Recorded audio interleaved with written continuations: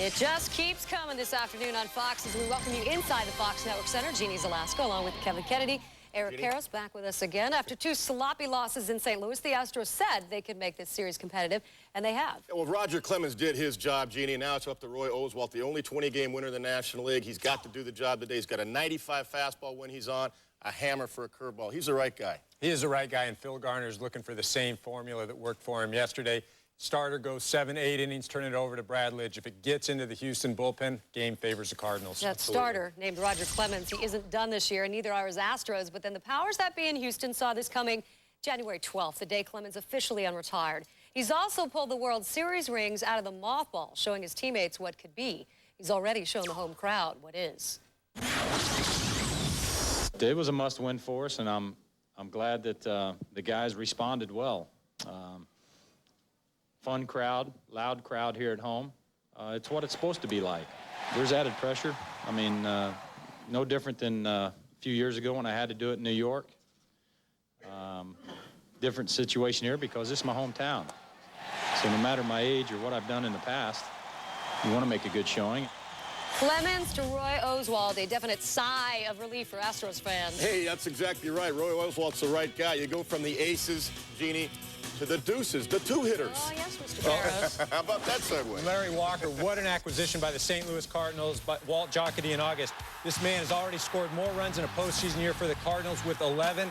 A former MVP, a smart outfielder, smart base runner. First time in 8 years he's been on a winner, and this is an older version of Carlos Beltran. And how about hitting second? Both of these guys, Walker and Beltran, they're normally three hitters, but that's how deep these lineups are. Well, Beltran, the Astros are glad he's hitting too.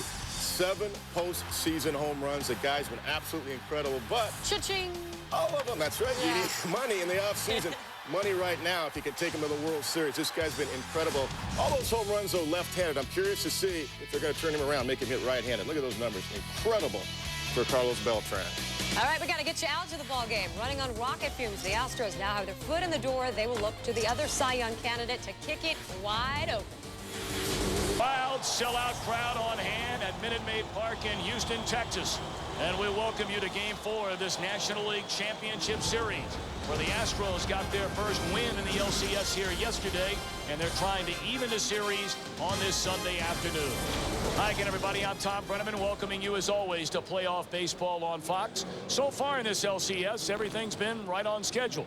In the first 2 games, the Cardinals flexed their muscles, scored 16 runs, and jumped out to a 2-0 lead in this best-of-7 series.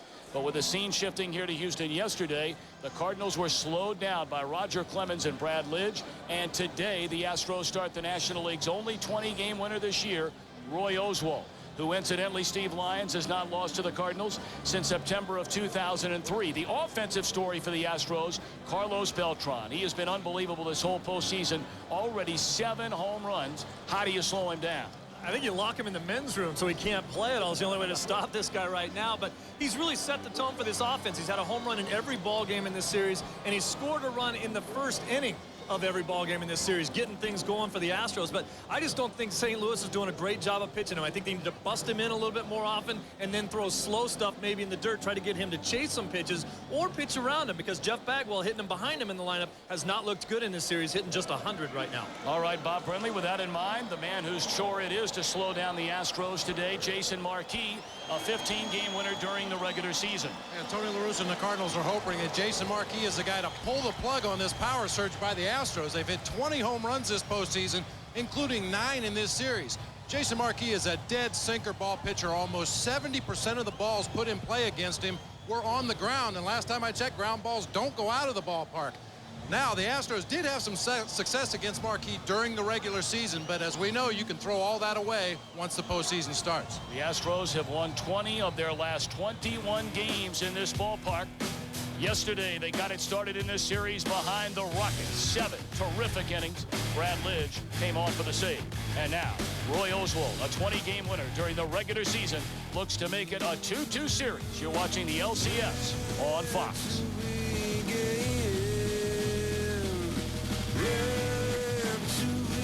National League Championship Series. Cardinals with a 2-1 lead. Tony Womack digging in against Roy Oswalt. First pitch fastball, strike 1, and we are underway.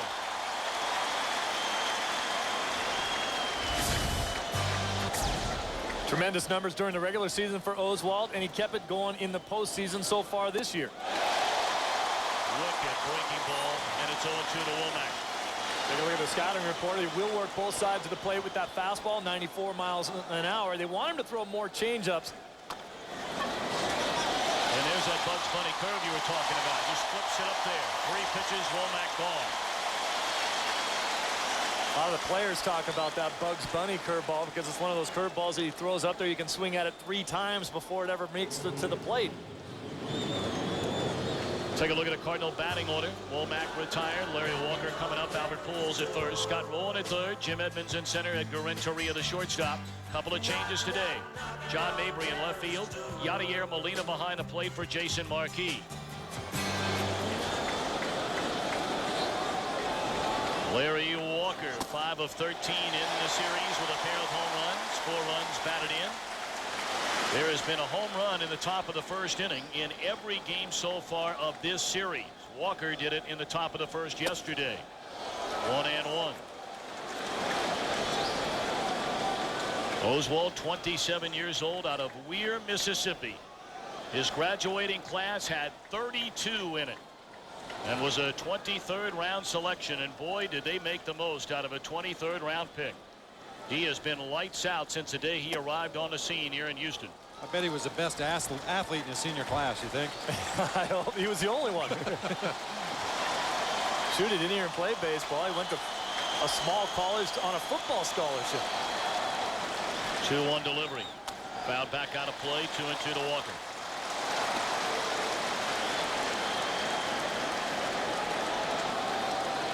Oswalt has owned this St. Louis Cardinal team going back to September of last season. 4-0 in 5 starts with an ERA of 1.59. Boy, he locked up Walker there, who checked his swing, and they appealed, and he didn't go around. Well, he's establishing very early that he's going to work both sides of the plate. Just like you said, Steve, he's come inside hard on Walker a couple times. Not only inside, but inside above the belt, up there at the hands. Good location. Great purpose pitch, whether he gets the called strike out of it or not. Letting all those Cardinal hitters know that he's going to come in and come in hard. Coming in again and left it up and away, and there's ball 4 to Walker. He's the game's first base runner. And now let's look at the Houston defense. We cover the field, brought to you by State Farm. Biggio, Beltran, and Berkman in the outfield. Ensberg again at third, Vizcaíno at short, Jeff Kent the second baseman, Bagwell at first, Raul Chavez behind the plate for Roy Oswalt. He has caught all but 2 Oswalt starts this year.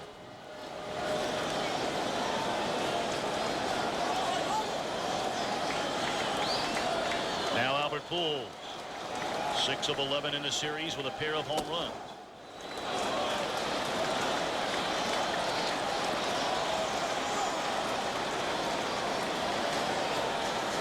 Pujols, one of the few Cardinal hitters with good numbers against Oswalt. We told you going back to September of last year, in 5 starts, a 4-0 record, the low ERA. Oswalt has not allowed a home run to a St. Louis Cardinal batter since September of last season. You want to throw that stat out there with that guy standing at the plate? Ain't much I can do about it either way.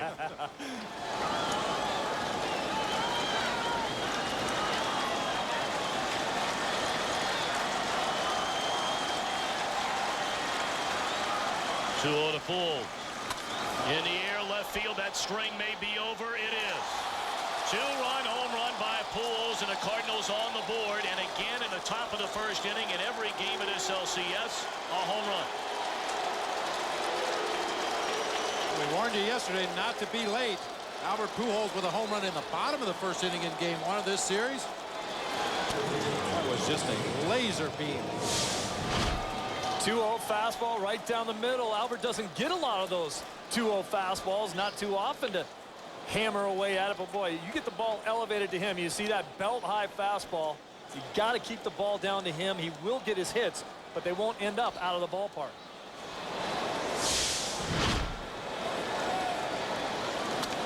Fouled back out of play. 0-1 to Rowland. Pujols getting his 3rd home run of this LCS, his 5th home run this postseason.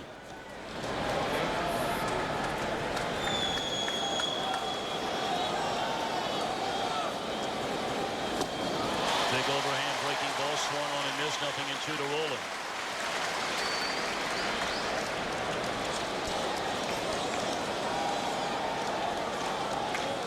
Well, the first inning has been wild indeed so far in this league championship series. That one blistered down the left field line. A fair ball into the corner. Roland making the turn, and he doubles on an 0-2 pitch. In game one, Beltran hit a 2-run first inning home run. Pujols had a 2-run homer in the bottom of the inning. As you look at this ball, stay fair off the bat of Roland. In game two, Beltran a home run. And then here yesterday, Walker in the first. Kent a 2-run homer in the bottom of the inning.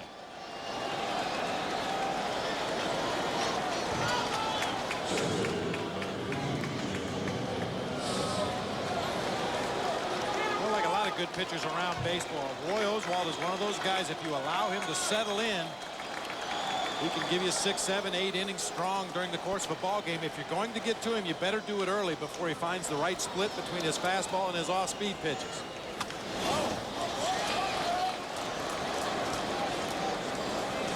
Talked about that curveball that Oswalt has, and Scooter knows all about a good curveball. How does Scooter sound there, Bob?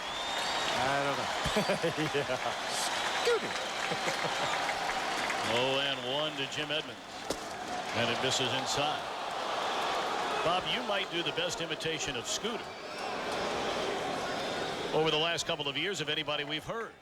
A lot of people don't realize that I am the voice of Scooter. Breaking ball on away to Edmonds, 2-1. And every time Scooter makes an appearance, Mrs. Brentley gets to go to the mall.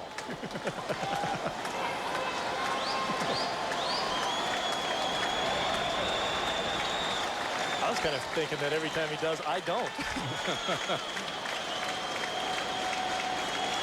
Runner at second, 1 out.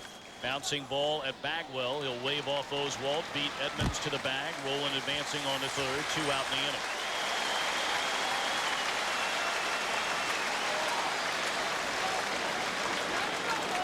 Now Edgar Renteria. Only 1 hit in 11 at-bats during this league championship series without an extra base hit or a run batted in. Whereas he had a terrific divisional series in the 4-game victory over the Dodgers.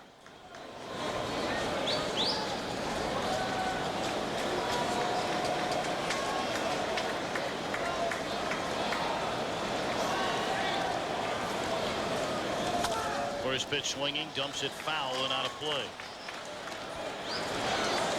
The way this lineup is set up for the Cardinals, you'd think that they might go through problems if they can't get their first 2 guys on base. Walker's had a nice series. They've really kept Womack in check for most of this series, just 2 hits. But the middle of the order has been so devastating, it hasn't mattered. Quickly 0-2 on Renteria. Boy, 2-out hitting has still been a huge factor in this series for the Cardinals.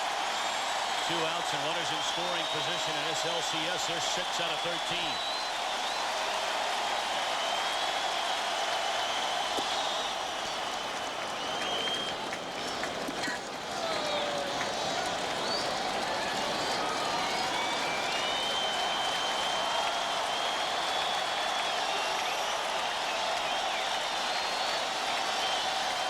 One-two pitch.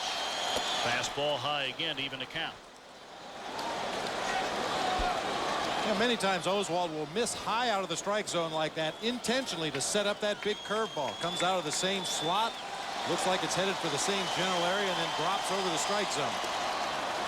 3-2 now on Renteria after Oswalt got ahead. No balls and 2 strikes. You know, we looked at that scouting report where they're trying to get him to throw more changeups, and if he doesn't have the feel for both the fastball and the curveball, he may have to throw another pitch up there to get him to swing at something different. Jim Hickey, the pitching coach, thinks that his changeup is actually his second best pitch. They're just trying to convince him to use it more often.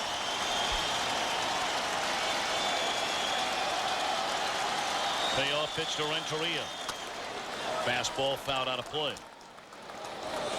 Well, he gave you the number for Pujols, who has excellent career numbers against Oswalt. The same holds true for Renteria. Career .320 batter against him with a couple of home runs. 25 pitches already in this opening inning for Roy Oswalt. And it continues his second walk of the inning.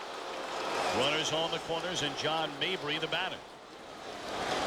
You know, I may be naturally paranoid being a former manager, but we talked to Tony La Russa before game one about how much video the Cardinals watch. I'm sure the Astros do the same thing, but even as we walk through the clubhouse, rather than a football game or a soap opera or something on the TV, they had a videotape of that day's starting pitcher. That even as the players were going about their business, getting dressed, every time they looked at a TV, they saw the pitcher they were going to face that day.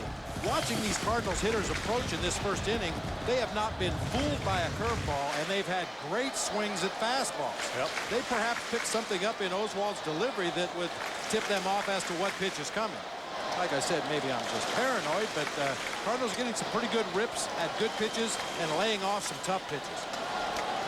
By the simple fact that you are a former manager, you are paranoid.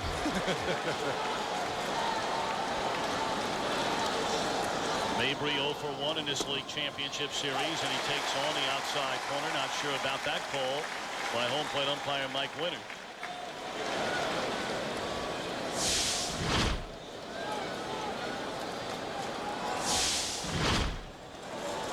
Pretty good location there. That's where he's got to start hitting some of those corners. We talked earlier on in the at-bat to Larry Walker how he tried to bust him in hard. Unfortunately, he wasn't getting calls in there. It was off the plate. He's got to be able to bring some of those pitches to where he can get called strikes out of them like that last pitch. 0-1 to Mabry, and the breaking ball misses down and away. Well, it's been a lengthy opening frame for Roy Oswalt.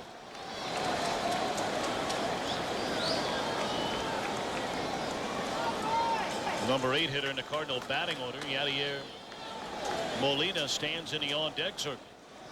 Rolling at third, Renteria at first. In the air, short left center. It may fall, it will.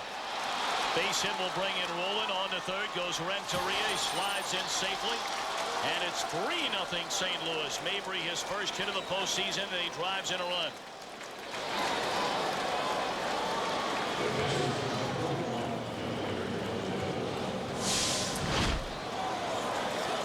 That was just a little jam shot into left field, but great base running by Edgar Renteria in this situation. You see that ball getting in on his hands. Renteria with 2 outs, knows that he's going to go to second easily. Biggio doesn't make the catch, and then Renteria says, I'm going to challenge your arm and go on to third. We've noticed in this series that they've replaced Biggio out there in left field defensively if they get the lead. Chop foul of the third baseline by Yadier Molina. 267 hitter in limited playing time during the regular season. 2 home runs and 15 batted in. You know, Steve, that's a good time to take a chance to advance from first to third on that particular ball. Right-handed throwing left fielder moving to his left. Very little chance of getting any momentum on that throw. Breaking ball in there, strike 2. Well, the 2 big Houston guns coming in games 3 and 4. Clemens, terrific here yesterday, allowed 4 hits and 2 runs. On the ground down to third. Ensberg the short way, and that will end the inning, but 8 men back. And the Cardinals strike for 3 against the National League's only 20-game winner. A 2-run blast by Poole. At 3-0 they trail. Bottom of the first inning. Here's Phil Garner's starting lineup. Craig Biggio in left field. The amazing Carlos Beltran in center. Jeff Bagwell at first. Lance Berkman in right. Jeff Kent in second. Morgan Ensberg at third. Jose Vizcaino the shortstop. Raul Chavez behind the plate for Roy Oswalt. And starting it for the Redbirds, he delivers ball 1 to Biggio. 27-year-old right-hander from Staten Island, New York. Jason Marquis won 15 games against 7 losses during the regular year.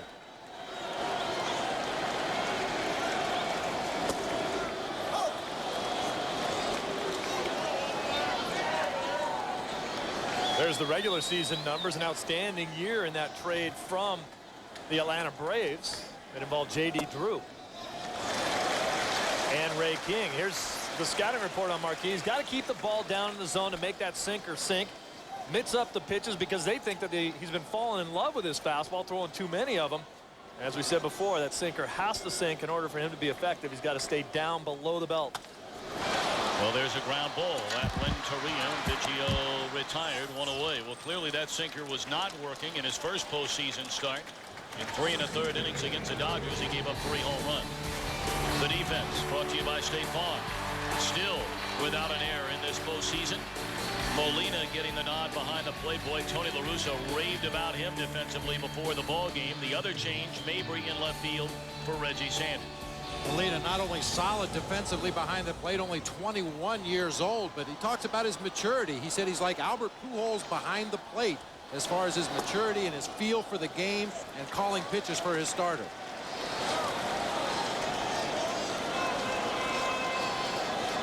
What a postseason it has been for Carlos Beltran.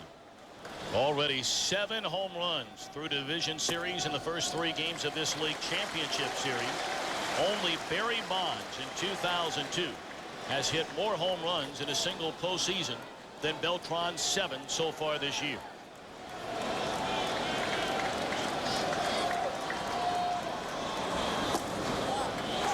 Three and 0.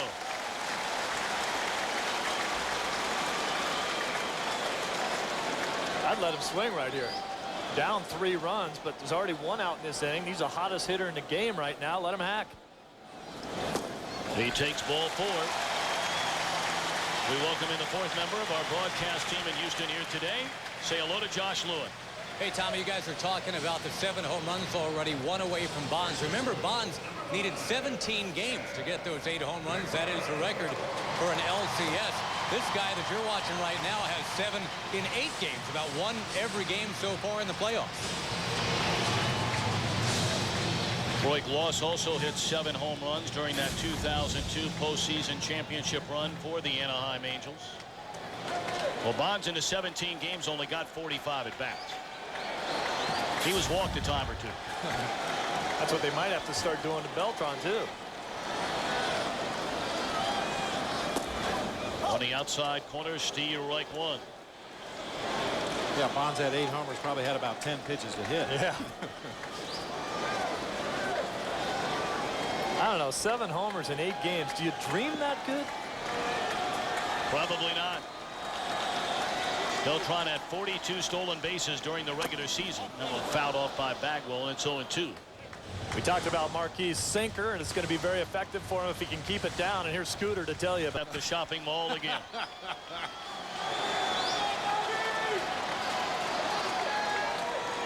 Brandon Webb, the only pitcher in all of Major League Baseball to induce more ground balls than Jason Marquis this season.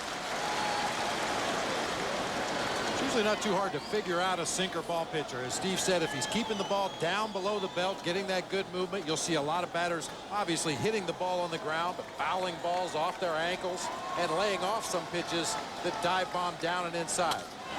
He got that one in the air to Bagwell, and it will go to the wall. Beltran will easily score, and an RBI double by Bagwell, his first run batted into the LCS.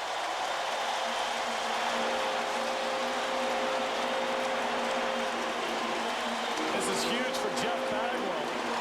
Hitting behind Beltran in the order, has to get himself going. That's a little slider that hung out over the middle of the plate. Bagwell right down over the top of it. Good picture perfect Bagwell swing.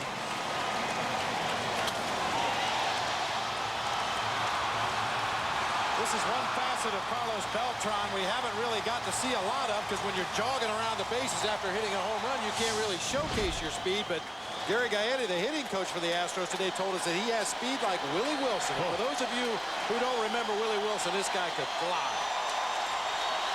Now Lance Berkman having a big-time postseason as well. He's down a strike. Berkman 5 of 13 in this series with 2 home runs and 5 batted in. The Astros have continued to struggle with runners in scoring position this series. Only 4 hits and 21 at bats.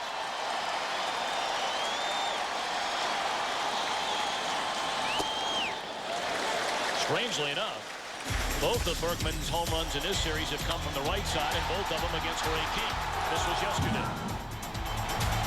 Berkman himself will admit that his right-handed swing is not aesthetically pleasing, I think were the words he used, but effective nonetheless.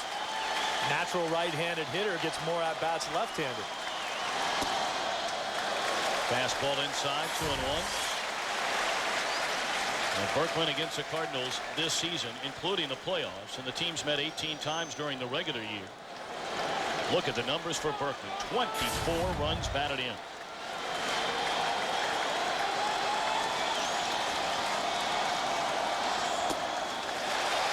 Tommy, when you talk about the two switch hitters there, Beltran and Berkman, you could actually make a case that we haven't seen the best out of Beltran. You could make a case that he's a better right-handed hitter than he is left, and all we've seen him do is hit left-handed in this whole series.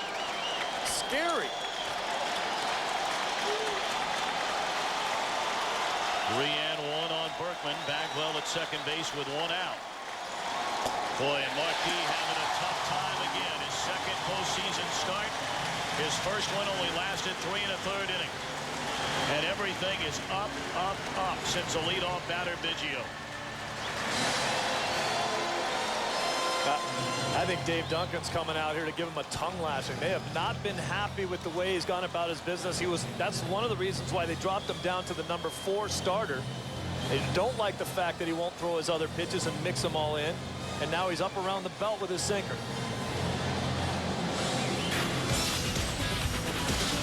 Well, and his start against the Dodgers during the division series, Marquis in 3 1/3 innings allowed 4 hits, 3 runs, 3 home runs to Worth, Green, and Milton Bradley. First Cardinal pitcher to allow 3 home runs in a postseason game since Danny Cox in 1987. Bob Brenly hit one of those home runs against Danny Cox. Goodness. A vague recollection of that one. I bet Cox is trying to forget about it. He had to retire the next day. That was so long ago we couldn't find the tape. I don't even think they have still photos of it. Yeah, black and white. 2 on, 1 in, 1 out. Jeff Kent looks at a strike. Kent, like Berkman, has worn out Cardinal pitching this season.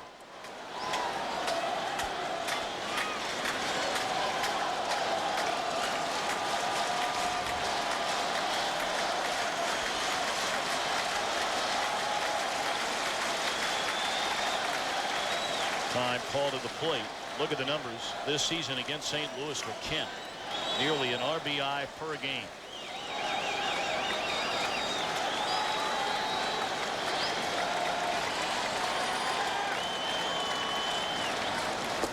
Check swing, and he went too far. 0-2. That's a good slider out of Marquis that time, but it's a little rough when your pitching coach comes out here as you watch the location here to come out there to tell you to keep your sinker down and mix in your other pitches, because Jeff Kent, as we talked earlier in this series, is one of the best hanging slider ball hitters in the game.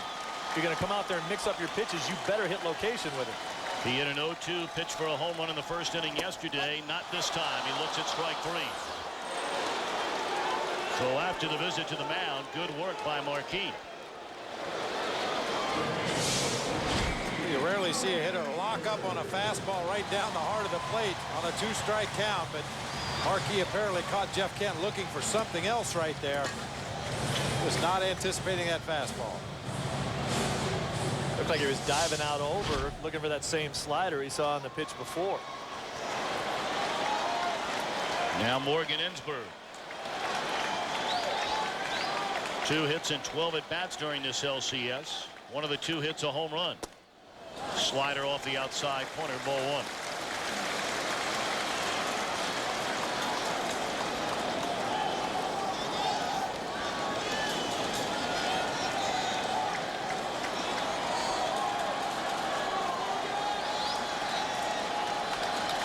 One and 0 to Morgan Ensberg. 2 aboard with 2 out. And he gets away from Molina, but not far enough for Bagwell or Berkman to advance. Well, if the Astros are going to win this series, they have to get those numbers turned around with 2 men out. That's where the Cardinals have been doing most of their damage. In the opening round, in this round, just about every Houston run in this series has come on a home run.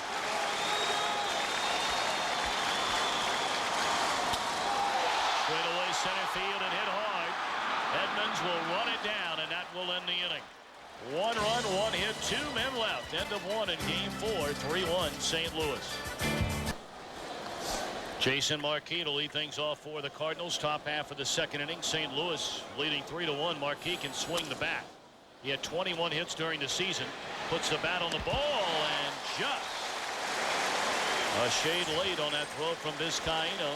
Brad Osmus wearing a microphone for us, talking to Roger Clemens a moment ago. Our Fox sounds of the game. Marquis can swing the bat too. He can hit. Marquis. He took a big hack on somebody. He went almost out the center field wall against us at their place.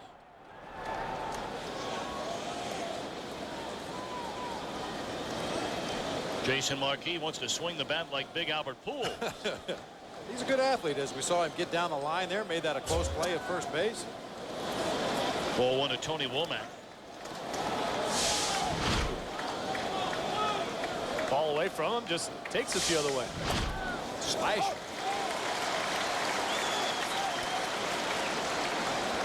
Womack slow to get started in this postseason. Only 5 hits and 33 at bats overall, 2 of 14 during the LCS.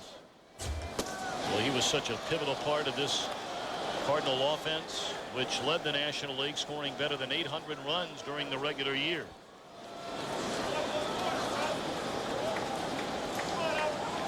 Had an on-base percentage this season of about .349, which isn't great for a leadoff hitter, but it is the best on-base percentage that he's ever had in his career. 2-2. All right, here's the big 12-6 curveball that we're talking about from Roy Oswalt.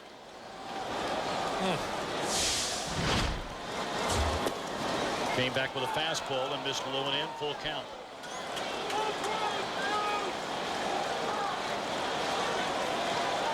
Larry Walker to follow Womack. Cardinals in front by a pair with 1 out, nobody on. Top of the second inning, payoff pitch, and a 2-hopper at Kent should be the second out.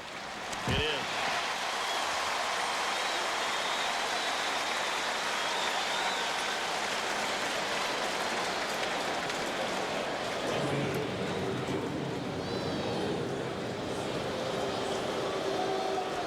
Larry Walker got the 3-run first inning started when he drew a walk, and he was aboard on the home run from Albert Pujols.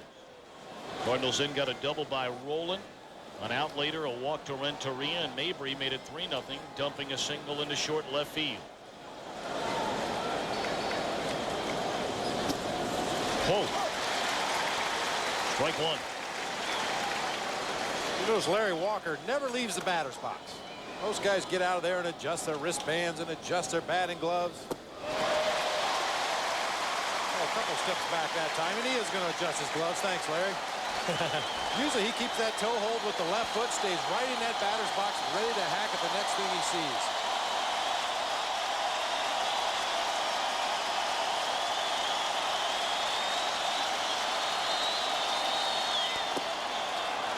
Three consecutive breaking balls to Walker. That the first one out of the strike zone. 1-2. Walker did not step out that time. Now he's moved out of the box with a fastball up and in. It doesn't take him long to get right back in there.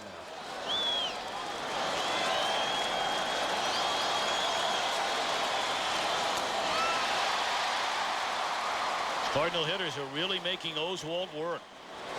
He's thrown 43 pitches so far here in the first inning and 2/3.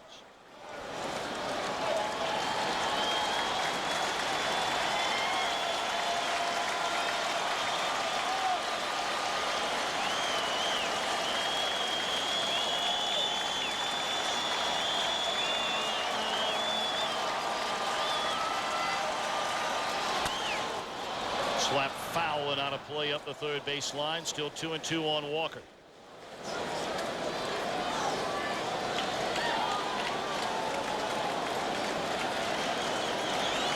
Doing everything in threes, thus the 33, his jersey number.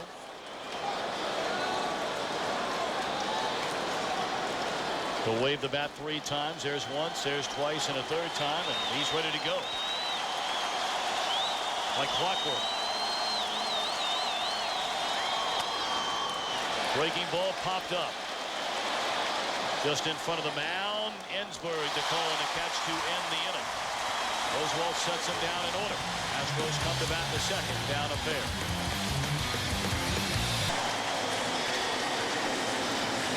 Welcome back to Houston. We go to the bottom half of the second inning, a 3-1 Cardinal lead.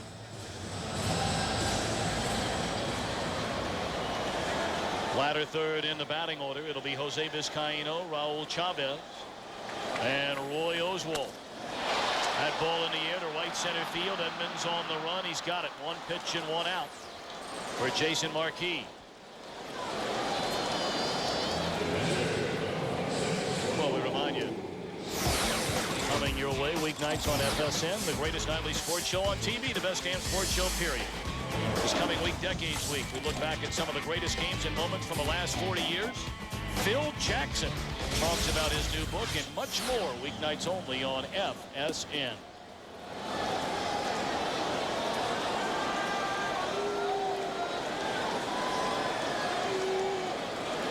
Raul Chavez looks at strike one. He's appeared in 2 games, only 1 start, Steve, 3 hits and 5 at bats. Never had a home run during the regular season. Hit a big home run in the divisional series against the Atlanta Braves. And when you look at him, I mean, he just screams out catcher. But he signed out of the Venezuelan Baseball Academy as a shortstop. One of the scouts came down there and took one look at him and said, son, you're going to be a catcher. Well, both of these catchers in the game today certainly have that in common. You can just look at them, and you know they're catchers. Because they both look so smart, right? That's what you're referring to. Precisely. Yeah, I thought so. 2-1 delivery to Chavez. This is a fly ball into right field. Walker will go back and get it.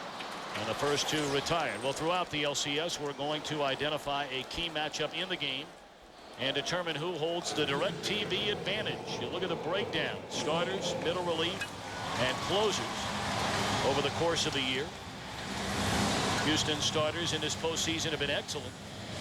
Cardinals just okay. But boy, that middle relief of Houston cost him a couple of games in this series already. And has caused Phil Garner to reevaluate his plans with that bullpen as to who he uses, when he uses them. Insinuated yesterday that perhaps Dan Wheeler would be the guy that he might go to in a setup situation to get the ball to Brad Lidge. Even though Dan Maselli's done a great job of it all year long, at this time of year you go with the hot hand. 1-1 to Oswalt. Most starting pitchers in this game here today can swing the bat. We talked about Marquis. Oswalt during the regular season had 10 hits, 6 runs batted in. And Oswalt, one of the best bunters in all of baseball, should that situation call for it later in the game today. He had 13 sacrifices.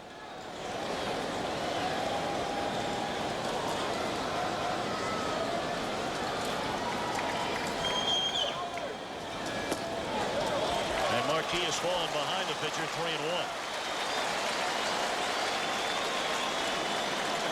Steve Klein rejoining the Cardinals prior to game 3 here yesterday, and he is available.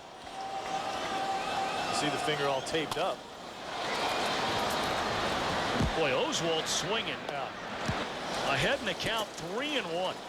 Go big Albert Pujols will lead things off for the Redbirds in the 3rd. He homered in his first inning.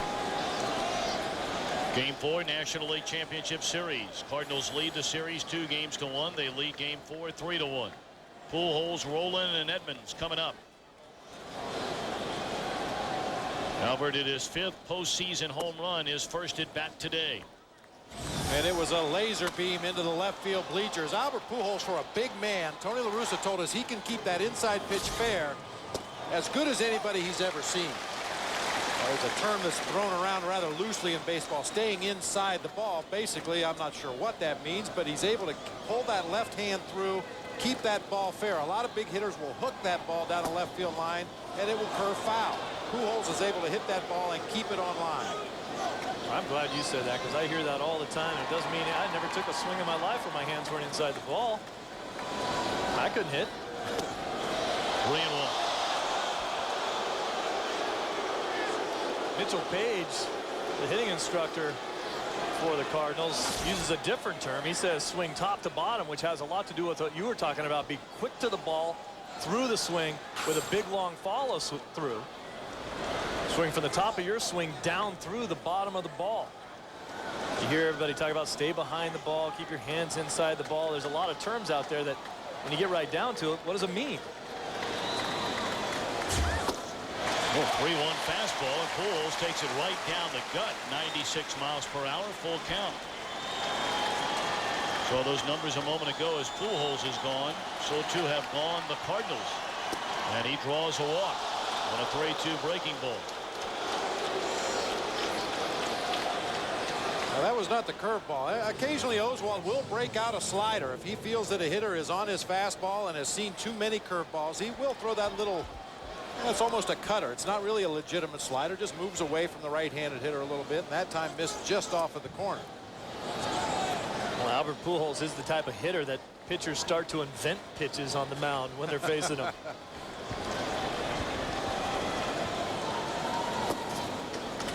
Ball 1 to Roland. 3 walks in the game already by Oswalt, who in 237 innings during the regular season walked 62 batters. That's a pretty good number. Yeah.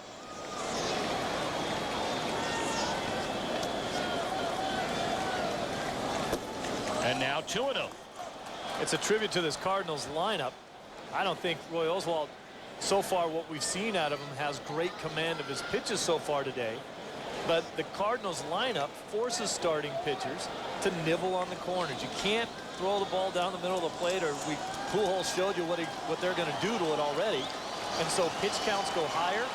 Guys struggle with their location and their command, and it just messes you up as a starting pitcher. You look up, you're the 4th inning, you've thrown 80 pitches. Dangerous pitch right here for Oswalt, down 2-0. And now 3 balls and no strikes.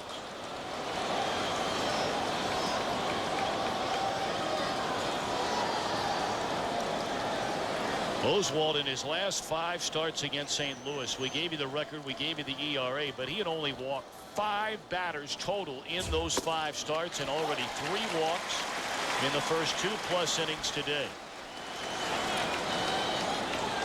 Didn't give a home run up in those 5 starts, and he's already done that as well today.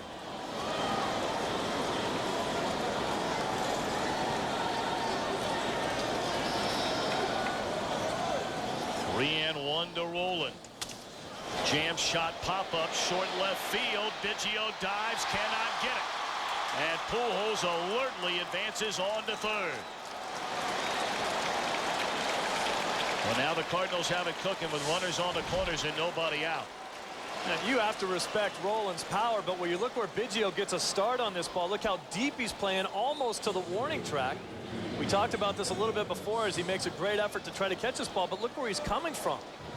At that point, any ball hit over your head at that point is either off the wall or out of the ballpark, so you're not giving yourself a chance to cover ground. Good read by Albert Pujols. I mean, Craig Biggio made that a much closer play than it appeared it was going to be with that effort right there at the very end, but Pujols heard the broken bat, got a great jump at first base. You see the effort by the former catcher, former second baseman, now left fielder. Just couldn't quite get the glove underneath the ball. And I think that's why Craig plays a little deeper in left field, because of the confidence level. He hasn't played out there before. He wants to be able to come in on balls and not go back. But there is a point where you're playing so deep that it makes no difference, because no ball hit over your head can actually be hit in fair play. It's either out of the ballpark or off the wall, and to me, that is playing too deep. You have to give yourself a chance to catch balls in front of you.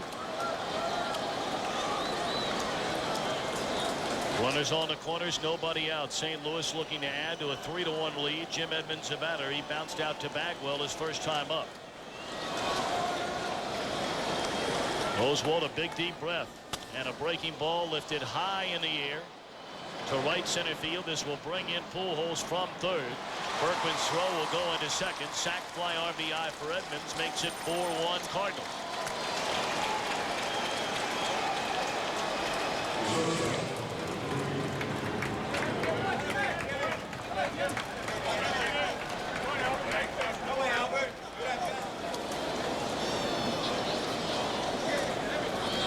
Veteran hitter at the plate with less than 2 outs and a runner at 3rd base. They're looking for anything up in the zone. That was a hanging breaking ball, probably about shoulder high.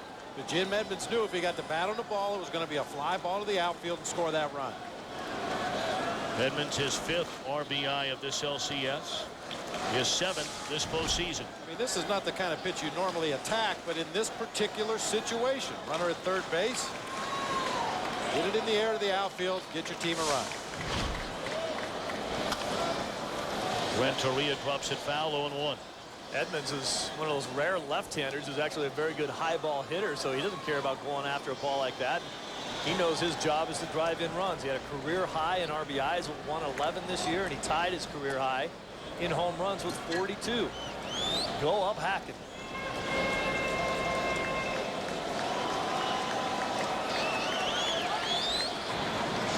Possible hit and run situation here with Renteria at the plate. Handles the bat very well, adept at shooting that ball to the right side. Roland, not a tremendous speed at first base, but a good base runner. Fastball up and in, 1-1. Jose Oquendo, the Cardinal third base coach, looking in at Tony La Russa, and he'll relay the signs to Edgar Renteria. Took a long look down there at Oquendo.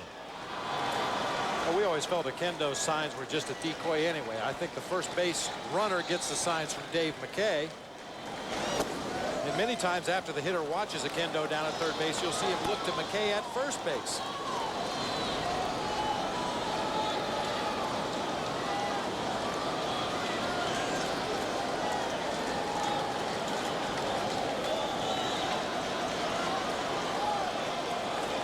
Well, this is a pitch to do it, 2-1. They don't, 2-2. I think that's what he's trying to do too, Oswald. If they're not in motion over at first base, he's looking to try to get something on the outer half of the plate that Renteria will try to pull and look for a 6-4-3 double play. He needs some help to get out of this inning and conserve some pitches, throw himself a ground ball right here. A fly ball into right field. Berkman near the line makes a play for the second out of the inning. Let's send it downstairs to Josh Lewin. Tom, John Mabry coming up. He's turning 34 years old today. 8 years ago, he was in an NLCS for the Cardinals, but Tony La Russa sat him on his birthday. Tony played Dimitri Young in Game 7 of the '96 NLCS. Mabry watching it helplessly as Atlanta won by 15. He told me before the game, hey, I'm playing on my birthday this time.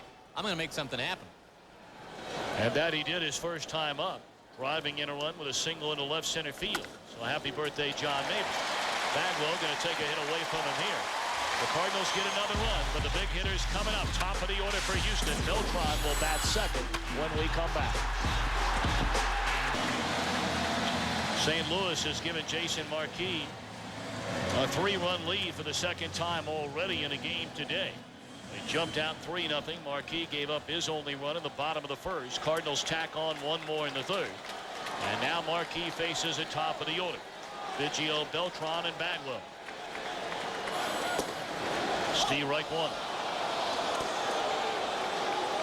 We talked a lot about how the Astros have gotten most of their runs in this series on home run balls. Both of these teams are able to play small ball, and I think if the Astros want to get back in this game, they have to start thinking in terms of that. Get a couple guys in, move some guys over, chip away. Well, during the regular season, only 35% of the Astros runs scored came on home runs. In this postseason, nearly 60%.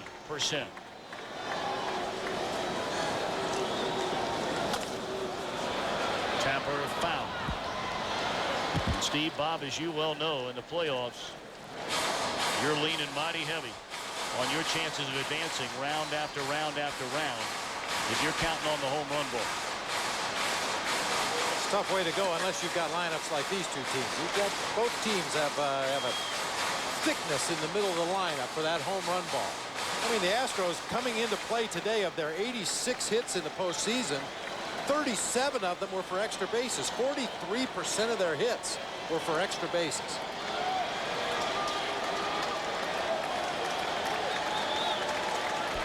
One and two to Biggio. Marquis rocks and delivers, and it's popped up. Out of play. Easy, take a good look at that last out of the inning. John Mabry, watch out. Subterranean view. And you got the veteran down there just scooping it up. Boy, it's nice. When you hit balls like that, you hate it because you're already out when you're 2 steps out of the box. Down the left field line. Is it fair or foul? Foul ball. Well, how much does that left field corner down there remind you of Fenway Park? Very little room in foul territory, and the big wall not only on left field but also the left field wall itself was about 20 feet higher. It would be the Green Monster. You can see it missing by about a foot.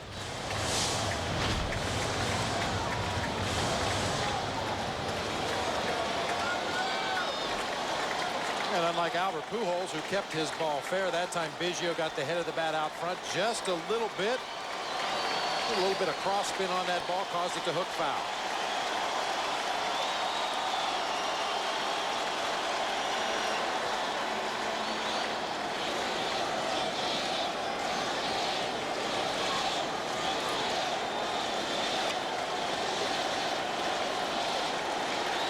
Still a ball and 2 strikes on Biggio. A long look in by Marquis, and now he's set to go. Stays high at even a count. So we have a pitcher on the mound that's basically a 2-pitch pitcher, a sinker and a slider. That's his bread and butter. And you see him shake and wait so long to get the sign he wants. It's a pretty good indicator that he's going to throw his 3rd or 4th best pitch. That one popped up down the left field line. And into the corner is Pujols, and again out of play. As Mabry got over there and tried to jump into the stands to get it. You really have to jump high to get in the stands where he was. It's his birthday. He wants to make something happen. He's like Spider-Man out there. That ball was just a little closer to the railing. He might have had a chance. What a great effort. Yep. Well, Bartman would have been there to catch it, though. Check swing. They appeal. Nothing doing. Says Angel Hernandez.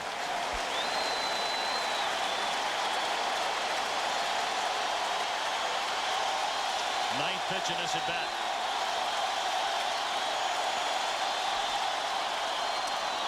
We'll have a 10th pitch.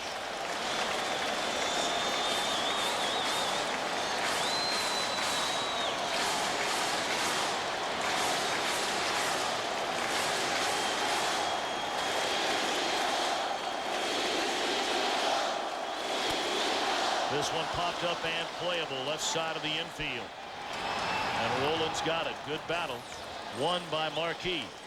Now he'll turn his attention to Carlos Beltran, who in this LCS in the first inning of game 1. A 2-run home run off Woody Williams. Game 2, first inning against Matt Morris. Another laser to the seats in right. And then game 3 in the 8th inning against Roy King. Made it a 4-2 ball game. His 4th consecutive postseason game with a home run, which ties a major league record. Only the 5th player to do so.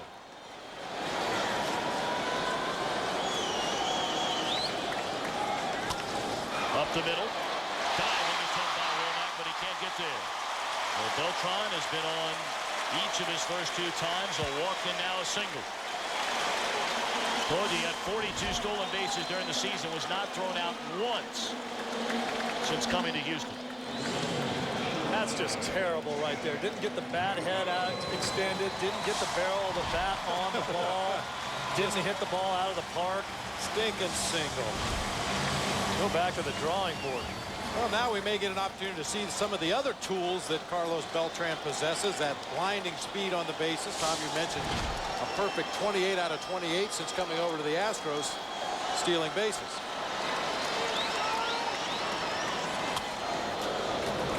Bagwell looks at foul at the 3rd base line. He had an RBI double in the left center field, knocking in the only Houston run of the 1st. You got Bagwell and Berkman and Osmus all wearing those playoff beards. Every time I look at Bagwell now, I want to jump on my Total Gym and get a workout. He looks so much like Chuck Norris.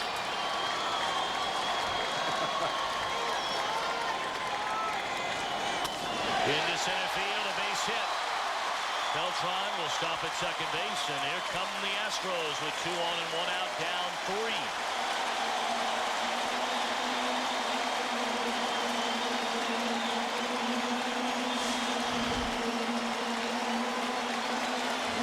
jam shot there. That ball down toward the trademark. Jeff Bagwell strong enough to just muscle that ball out into short center field.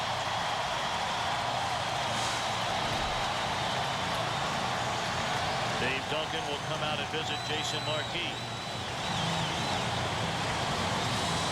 Well, we've talked about it at several junctures throughout this series already. The Cardinals will do this to try to steal the momentum back away from the Astros, try to get the fans back down into their seats, and also to settle down the pitcher out there on the mound and make sure they know exactly how they want to go after Lance Berkman. Following today's game here in Houston, we will have coverage of Game 4 of the American League Championship Series between the Yankees and the Red Sox from Fenway Park, presented in high definition and brought to you by the all-new Dodge Dakota. Stay tuned to Fox Sports, your exclusive home for postseason baseball. The Yankees going for the 4-game sweep. Orlando Hernandez will get the start for the Yankees, and Derek Lowe, rather than take Wakefield, who had to come on in relief in that shellacking last night. Check swing. Too low, ball 1 to Berkman. You know, Bob, we saw a lot of replays of Bagwell's base hit there to center field, and I think it's a classic example for some of the younger kids that are watching that good hitters get jammed and they can still get hits. If you stick with your swing through the swing, instead of trying to adjust it when you know the ball's beating you, you can still get a hit. In the air, right center field, and well hit. Edmonds to the wall, and it's up against it. Beltran round third, Bagwell right behind him. It is a one-run game.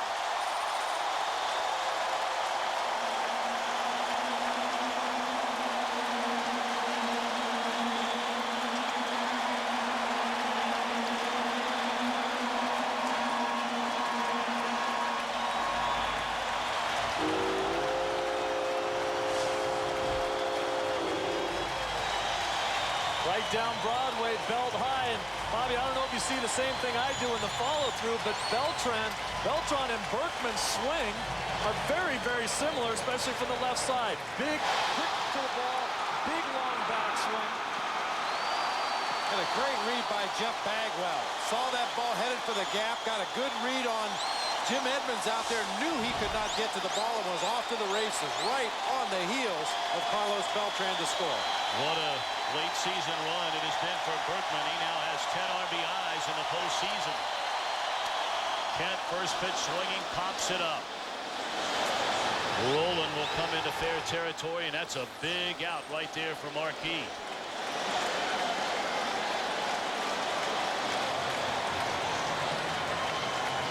You know, with all the talk about Carlos Beltran during this postseason, Lance Berkman's running right there neck and neck with him.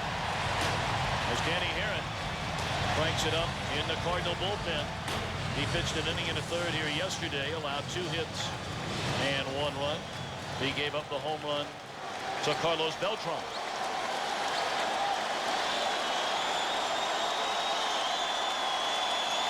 Ensberg left 2 on with a fly ball to center field in the first inning. And first pitch hacking here off the end of the bat, foul. So far in this game, we've seen both starters struggle with their command. 7 runs scored in this game already. We're not even through the third, but one of the things that has to scare you if you're a Cardinal fan is that Jason Marquis, we talked about ground ball outs. He only has 2 ground ball outs all day long.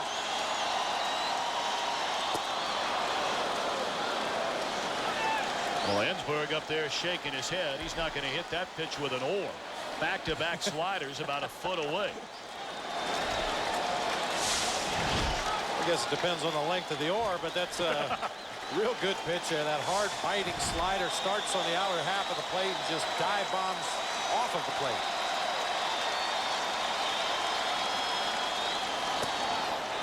Well, they set up inside, and Marquis missed about 2 feet outside.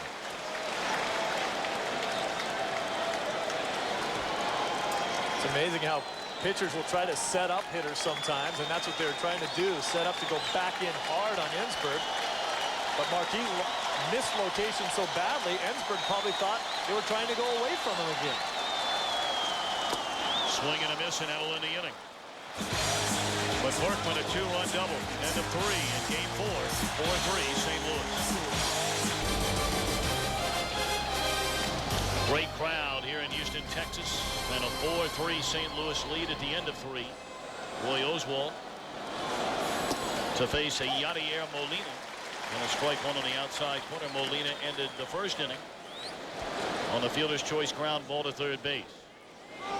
Molina, of course, one of 3 brothers catching in the major leagues. There's a fly ball in a deep right center. Beltran will get to it.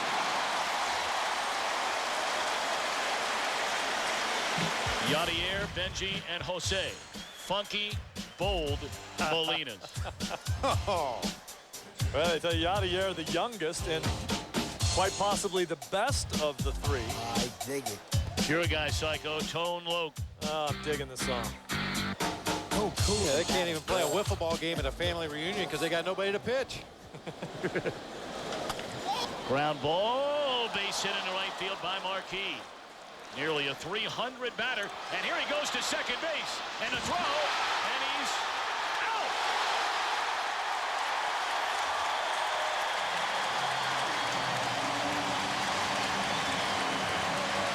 Boy, you got to wonder where in the world is Jason Marquis going? I don't know if he just thought that Berkman loafed after this ball a little bit, or maybe Berkman kind of decoyed Marquis into going to second base. Kent made the effort. Here comes Berkman. A little lackadaisical there, but when he looks up, I think I got you. Tried to catch him sleeping, maybe. It didn't work out too well.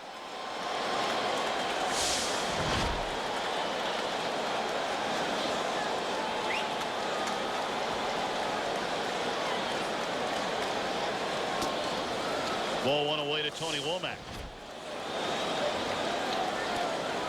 Going hard right out of the batter's box. Slows down a little bit to make the turn. He sees Berkman hesitate out there in right field and tries to turn it on again.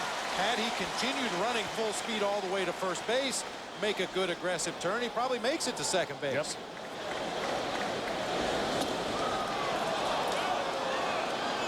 Throw is off the bag coming in to the covering Vizcaíno. He nearly made it anyway. Just got him thigh high right there, a smidgen before he made it to the bag. Hey, Tony La Russa preaches aggressive baseball from all his players, including his pitchers, I guess. That's a good time to try it. Top of the order coming up. 1 out if he gets to second base there. Tony Womack conceivably moves him up to third.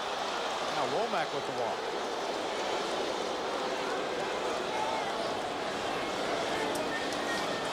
That could turn to be a costly walk for Roy Oswalt. We'll see how the rest of this inning plays out.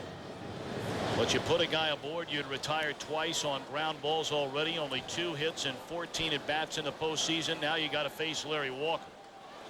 Only 2 hits in this series and 2 stolen bases, so when he gets on, you know he wants to run.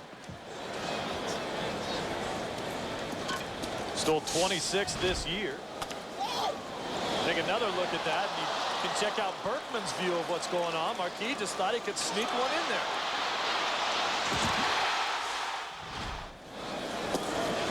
Strike one, a fastball at the knees to Walker, who has walked, scored, and popped up to third.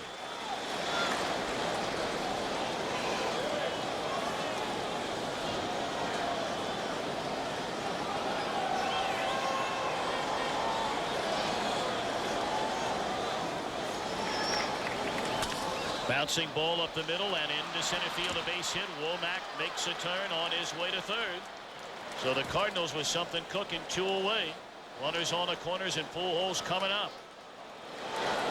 We talked about so many guys in this series that have picture-perfect swings. Larry Walker was the guy that we used to talk about as a 5-tool guy. Look at the balance on this swing. Leaning back just a little bit through that swing because that ball got in on his hands, and he leaned back to get his hands through and shoot that ball back up the middle. This ball's beating him a little bit, pulls his hands in a little tighter, and just bangs that ball right back up the middle.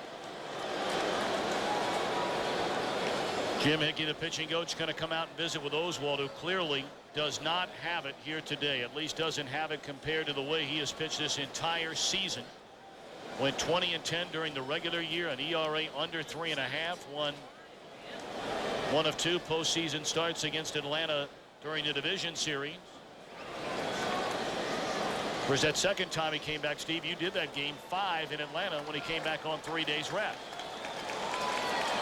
had good stuff then. It just has so much to do with this Cardinal lineup. I mean, not that Roy Oswalt, who won 20 games this year, is afraid of anybody, but you certainly have to pay attention to every guy in that lineup. Got to look at the bullpen down there. Russ Springer, along with Dan Wheeler, starting to crank it up. What a rip there by Pujols, and fouled it straight back. Can you say lucky? Woo. He hasn't missed many of those in this series. Boy, National League pitchers wake up in sweats in the middle of the night seeing that swing. 0-1 delivery. Ran a fastball further in on him that time. And fouled back out of play. Oswalt ahead 0-2. This is a huge at bat in this game for Oswalt.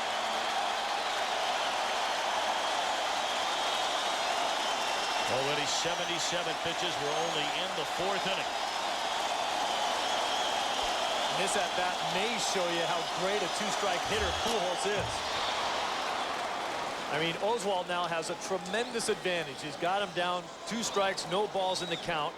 He's got all his weapons that he can use, and you can expand the strike zone now. You can go up in the strike zone with a 94, 95 mile an hour fastball. You can drop the slow curve. You can go off the plate. You can throw the changeup. Watch how Pujols reacts to any of those situations.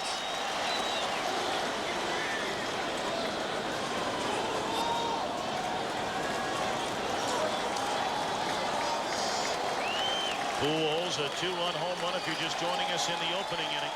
His 3rd in this league championship series. He walked and scored in the 3rd inning. Center field, sinking line drive, a base hit.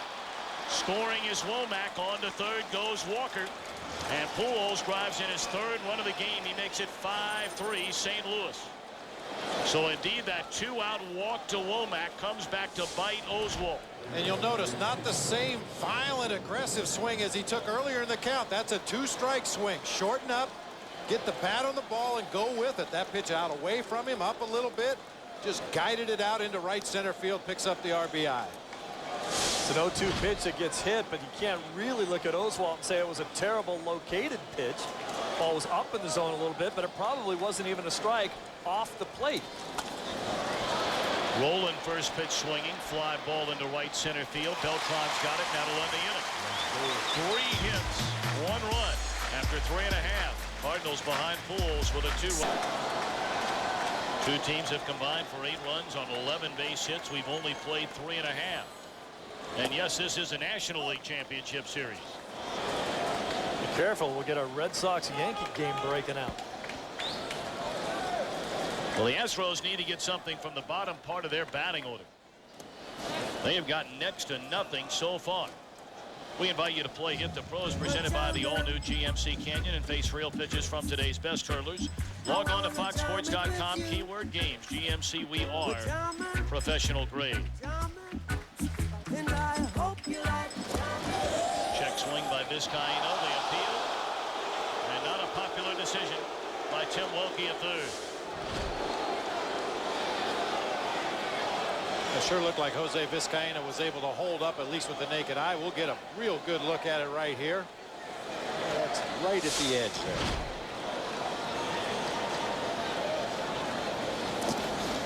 Three balls and a strike now with Vizcaíno, along with Ensberg and whoever's in the catcher spot, whether it be Ausmus or Chavez, hitting a combined 184 so far in this series.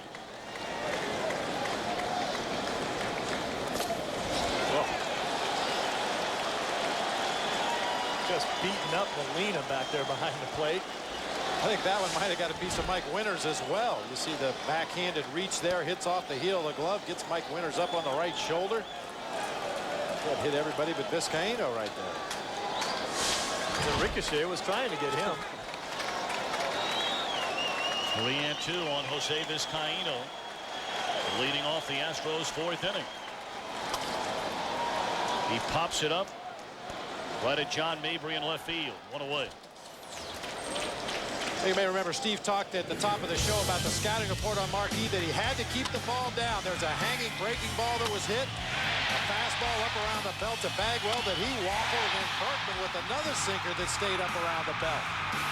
When he is getting that ball down in the zone, he's getting great movement. He's getting some ground balls. He's getting these Astros hitters to swing over the top, but unfortunately for the Cardinals, he's getting a lot of them up around the belt. And both teams may be going to their bullpens very early in this game today. Kiko Calero starting to crank it up right now in the St. Louis bullpen. You saw Springer and Wheeler a short while ago. Both have taken a seat in the Houston bullpen. Well, Marquis goes a 3-ball count on Vizcaíno. He falls behind Chavez 2-0. Living dangerously.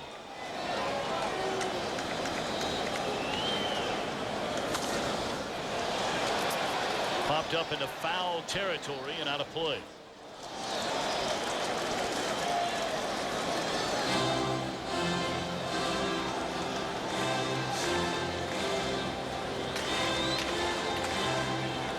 Bob and Steve caught up with St. Louis skipper Tony La Russa a moment ago. We'll hear those comments shortly.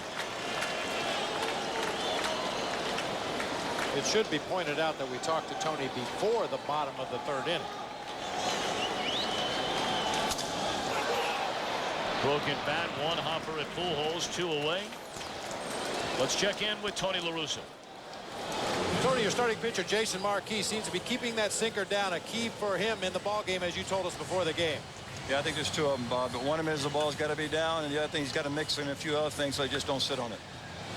Tony, what is it about the first innings in these ball games? It's just really having trouble to get people to settle down early.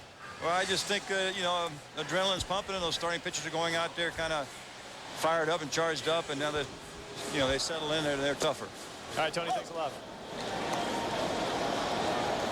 Strike 1 to Roy Oswalt. Marquis has fallen behind the first 2 batters in this inning, but come back to retire each of them. And a ground ball up the middle. Womack backhand. Throws out Oswalt. And a perfect 4th. We go to the 5th. 5-3 St. Louis, back after a break from your local Fox station. Roy Oswalt set to begin the top half of the 5th inning. He has not struck out a batter through the first 4 innings of this game. That has not happened in a single start for Oswalt this entire year, where he's gone the front 4 without picking up a strikeout.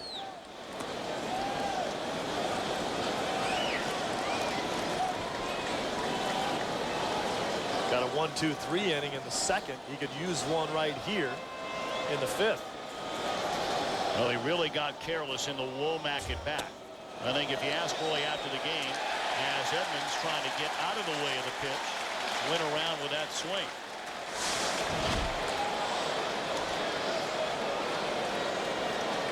I don't know about that one either. Ball pushes him off the plate. He tries to hold his swing and get out of the way at the same time. It looked like the bat came across just in his effort to get out of the way. Yep. In the air down the left field line. Biggio in fair territory makes the catch. We caught up with pitching coach Jim Hickey a moment ago. Jim, Roy Oswalt today looks like he's really battling through a day where he doesn't have great command of his pitches. Well, yeah, he struggled a little bit with the command of the fastball, and that, of course, is the Achilles heel. You know, he had the 32-pitch inning or so in the first, and it's basically been a struggle ever since. If he can get the fastball down, I think he can give us a couple of more innings, and I think the offense will get something going. You know, it probably didn't happen very often during the regular season, but when Roy Oswalt found himself struggling with his command early in the game, was he able to get back on the beam and find that zone as the game progressed? Yeah, well, you're right. It hadn't happened a whole bunch like that. But, yeah, he was able to get away with some pitches, and he was also able to find himself a little bit. And he struggled to do that a little bit today. But hopefully we'll get it rolling here. One of those games where Oswalt struggled early is arguably the single biggest game the Astros won this year, which sent them into a stretch where they won 36 of their last 46 games. It was on August 27th against Chicago as Mabry lifts a fly ball into center field. A 4-pitch inning for Oswalt, and boy, did he need that. Astros coming right back at him. Top of the order due up. Down 2 in Game 4.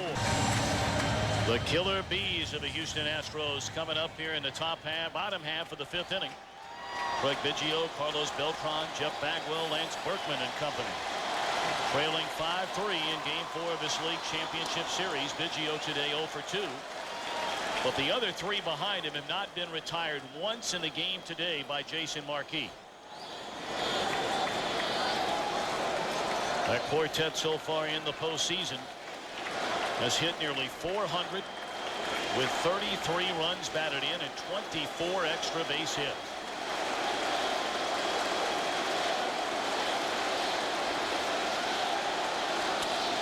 Into left field. Over to cut it off and juggling the ball is Mabry, but Biggio going to stop it first with a leadoff single. Today's Budweiser fantasy player. How about the series Hideki Matsui is having for the Yankees? Log on to foxsports.com, keyword fantasy baseball. Today's game is brought to you by Budweiser. Grab a cold, fresh Budweiser. It's game time.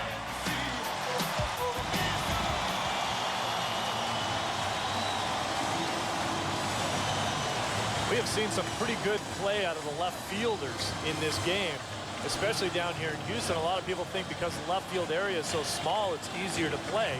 I think you should play more shallow here in left field because of what we talked about before. Anything hit over your head is going to be off the wall, and it's a sure double anyway. But because it's so short, the ball gets on you quicker. So he's got to make a beeline to cut that thing off, keep it in front of him, and get it in to prevent a double. And we've seen really, really good left field play in this series. Carlos Beltran has homered in 4 consecutive postseason games. He's 1 for 1, has grown a walk, and scored twice in Game 4. I don't blame you. I wouldn't want to throw to him either. Go into my stretch and stand there for about 10 minutes.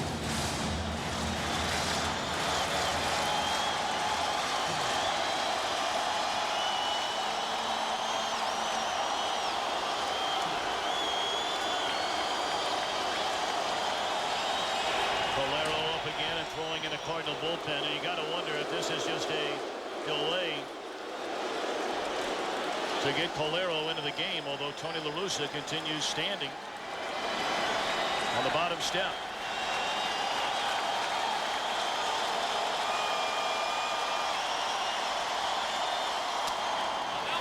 Foul ball by inches.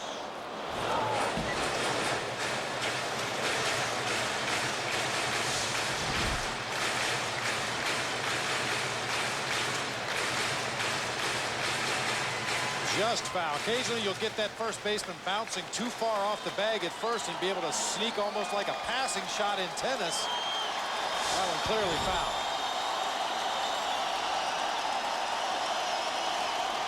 Well, the reason the Cardinals are stalling for time to make sure Colero is ready to enter this game.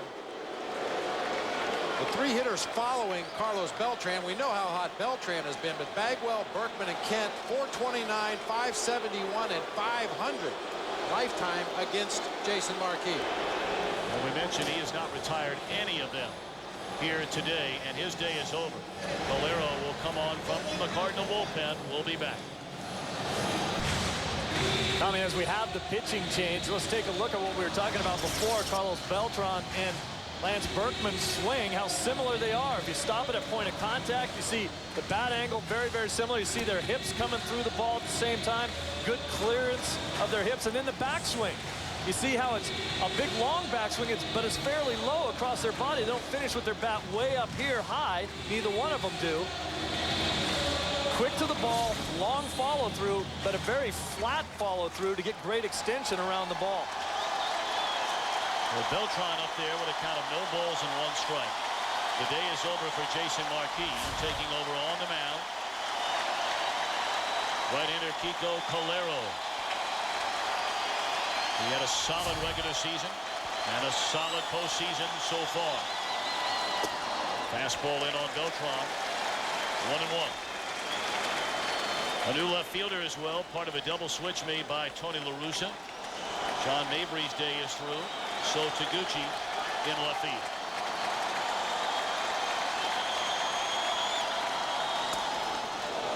Golf that one foul, a ball and 2 strikes.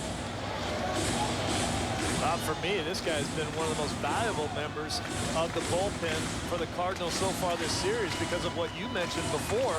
You can bring him in against righties. You can bring him in against lefties. He's been very versatile. He's been in almost every game. And the guy's a rubber arm, and he's got electric stuff. And the cool name. 1-2 on Beltran. Breaking ball, strike 3 called on the outside corner. What a pitch by Calero. Well, almost an unhittable strike. Backdoor breaking ball starts off the outside corner. Nice job by Molina to push that ball a little bit back towards the strike zone. Gets the call from home plate umpire Mike Winters. I don't know, it's one of the 5 tools class. Because I'll tell you what, that's a pitch right there that Carlos Beltran, for as good as he's going right now, could argue and say, wait a minute, that's not a strike on me the way I'm swinging the bat right now. Tipped his hat and went back and sat down. Now Bagwell, a big swing and a foul ball. Bagwell is double, single, knocked in a run, scored a run. Bagwell with that sitting in a chair approach really lets it fly. He doesn't get cheated, that's for sure. Bagwell said many times, if you're a little leaguer, don't watch me hit. 0-1 with Biggio at first. Bagwell a tying run at the plate.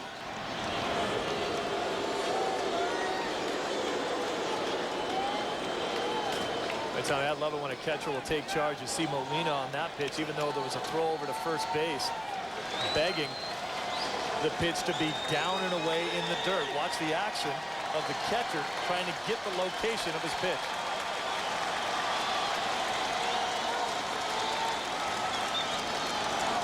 Boy, he gets down low, doesn't he?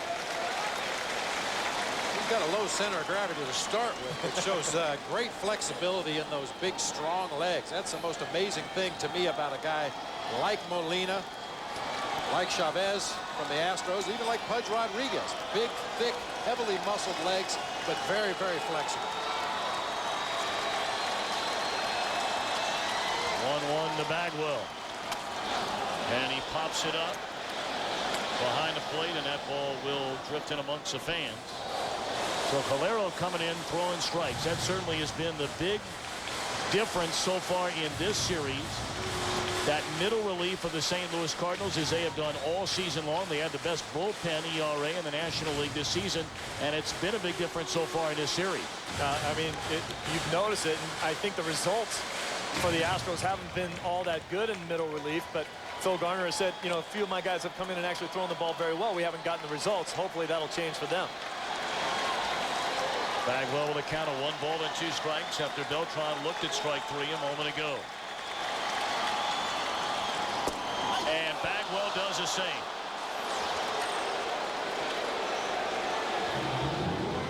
Boy, another short, tight breaking ball to Bagwell this time. Right over the heart of the plate. Apparently the Astros hitter is just not picking up the rotation on the ball. When you can fool 2 good hitters like Beltran and Bagwell, Bagwell felt that pitch was going to be up and in. You can see how he reacts. Breaks right over the heart of the plate. Now Lance Berkman, who walked in the first inning, had a 2-run double in the right center in the third. He has 10 runs batted in this postseason. 7 of those in his LCS. There goes Biggio. Throw down to second base, and he's out at second base. Boy, you got to wonder about that decision to run the way Berkman swinging the bat. And a 5 runs, 7 hits for St. Louis. 3 runs, 5 hits for the Astros. And Craig Biggio with 2 out and Berkman at the plate, thrown out trying to steal second base to end that last half inning. The question begs, why? Well, first of all, very close play at second base. It appeared Craig Biggio perhaps got his hand on the bag before the tag up high on the shoulder. But I think this was just a case of the ball beat him to second base, and second base umpire Ed Rapuano saw the ball was there. You'll see from his location, the umpire is actually a little bit behind the play. He's in proper position, but you can see Renteria screens his view a little bit. How about that piece of hitting from Yadier Molina? Just reach out there and drop the head of the bat and punch it into center field. And the piece of defense he had on that play with Biggio stealing. Molina during the regular season threw out 50% of the runners trying to steal, and that number is off the charts for a catcher. Didn't have as many opportunities, obviously, but everyone knows right now this kid has a gun. Watch what Kiko Calero does. Get out of the way after he pitches the ball. That would have taken his head off. Well, you can see the ball clearly beat him down to the base, but the tag was applied high. It looked like Biggio perhaps got his hand in before the tag, but tough play for the umpire to see from that angle when the shortstop steps inside the infield the way Renteria did.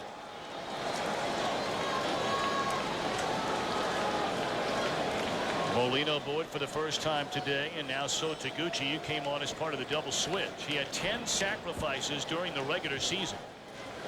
So he can bunt, and they ask him to bunt. A .291 batter during the regular year. And in this particular situation, should he be bunting, you definitely want to put that ball down the first baseline. Ensberg at third base creeping in as we speak. Oswalt will throw out Taguchi. What a great bunt by Taguchi, advancing the runner into scoring position. Let's check in downstairs with Josh Lewin. You know, Tom, Japan's Hideki Matsui tearing it up in the ALCS. 57 credentialed media from Japan to follow Matsui. To follow Taguchi in this series, 11. And Matsui played for big market Yomiuri in Japan. Now, of course, he's with big market, really big market New York. Taguchi, small market team in Japan, the Oryx Blue Wave, now with a small market team in St. Louis. Been nothing small about his play, however, for this Cardinal team this year. He has done a solid job. Strike one to Tony Womack. Understand the difference when Taguchi is a situational defensive player, good fundamental guy, comes in to drop a sacrifice bunt, and Matsui goes 5 for 6 with 5 RBIs in last night's ball game. Well, Taguchi was a star, however, in Japan. This is a new role for him, being a part-time guy, a bench player, but he has taken to it and is more than willing to contribute in any way he can to help this team win.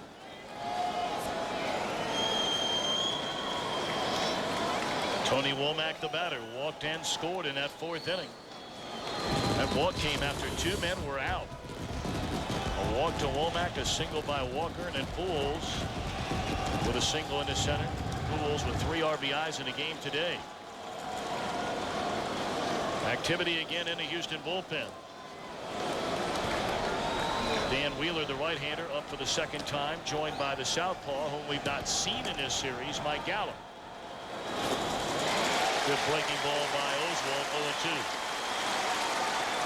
Well, we were starting to tell the story last half inning about Oswalt in that August 27th game. You may remember the week before, Oswalt hit Cubs catcher Michael Barrett with a pitch. The two teams played the following weekend in a big 4-game series. Cubs won the opener as Womack bounces one to the right side, and that's a 2nd out of the inning, with Molina advancing on to 3rd. In the 2nd game of that series, Oswalt gave up 6 runs in the first 3 innings. But because the bullpen had been used so frequently, overused in fact, in the week leading up to that game, Phil Garner had to leave him out there. Michael Barrett exchanged words with Oswalt when he came to the plate. They hit Oswalt with a pitch in that game. And from that day on, the wheels fell off for the Cubs, and the Astros took off. I believe the word Phil Garner used was galvanizing. It had a galvanizing effect. He said they were already starting to play better. You could see signs that they were turning it around. But that particular ball game may have been the galvanizing turning point in the 2nd half of the season. It started a 12-game winning streak.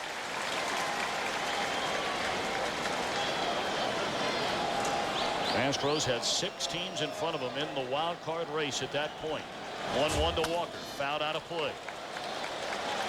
Now, Oswalt's at 94 pitches now, but if he can get Walker out in this situation, this is a huge at bat. He may be able to go another one for you. Save that bullpen. You got a few guys down there throwing right now, and they're heating up quick, but might stick with Oswalt for another one. On the ground, and he will get out of the 6th inning. We head for the bottom half. Berkman to lead it off. 5-3 St. Louis. Well, as you know, Brad Ausmus has been kind enough to wear a mic for us, and he was sitting on the bench talking to Andy Pettit about the dilemma a manager gets in the postseason about when to ask a guy to bunt. Or home run. I know that. I totally know that. I'm not talking about it. I'm not even talking about our lineup. I'm talking about anybody's lineup. I'm talking about even this lineup. You know, St. Louis. I mean, there's a time and a place where I think that. You want Albert Pujols to bunt with a man on first? No outs in the 9th inning? Ever? Probably not him. No. Yeah, probably not him. Lance Berkman to lead off against Kiko Calero. What a job Calero did. After a leadoff single given up by Marquis in the 5th inning to Craig Biggio, he faced Beltran with an 0-1 count, struck him out looking, struck out Bagwell looking, and they threw out Biggio attempting to steal to end the inning, leaving Berkman at the plate.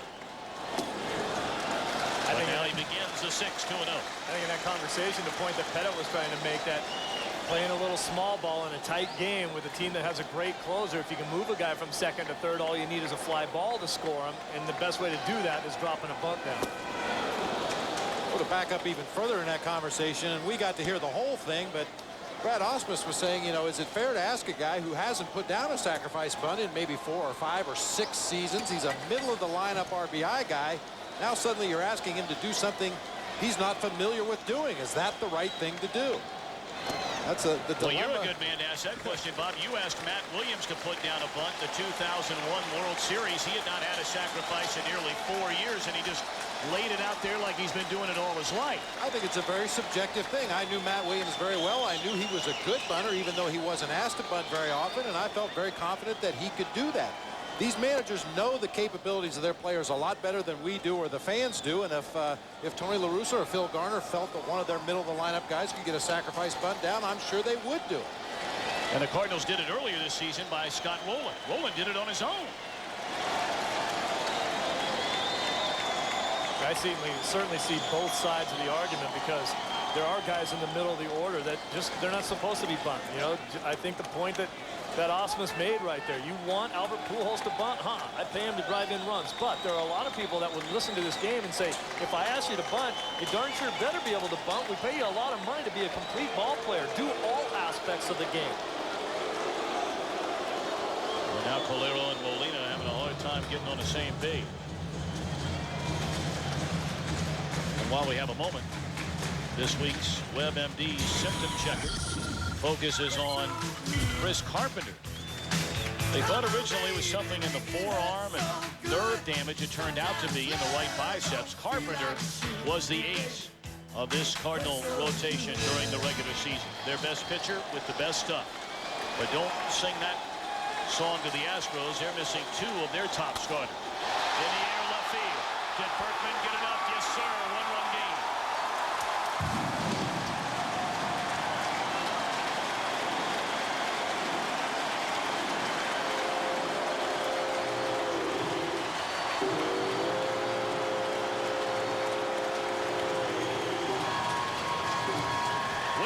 So much about Carlos Beltran. Do not overlook Berkman. He is having a monster postseason. And Tommy, you talked about the stolen base attempt in the last inning with Berkman at the plate. That's just a ball away from him that he just sits back on, drives it, let the ball get deep into the strike zone so that he can have the power to drive the ball that way. Gosh, he has great plate coverage.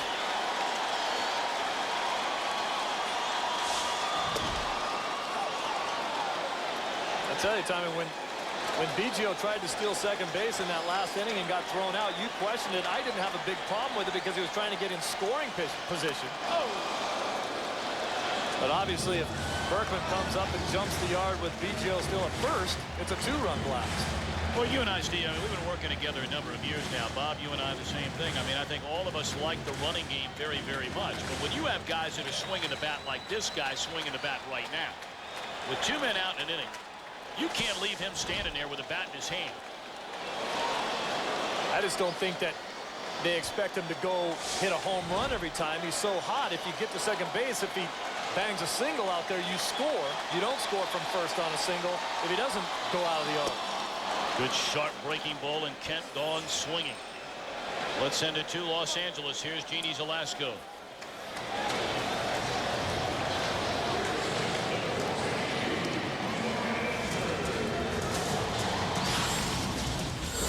Well, it doesn't get any more must-win than this. Red Sox on the brink of extinction, trailing the Yankees 0-3, getting ready right now at Fenway. Game 4 is coming up next on Fox.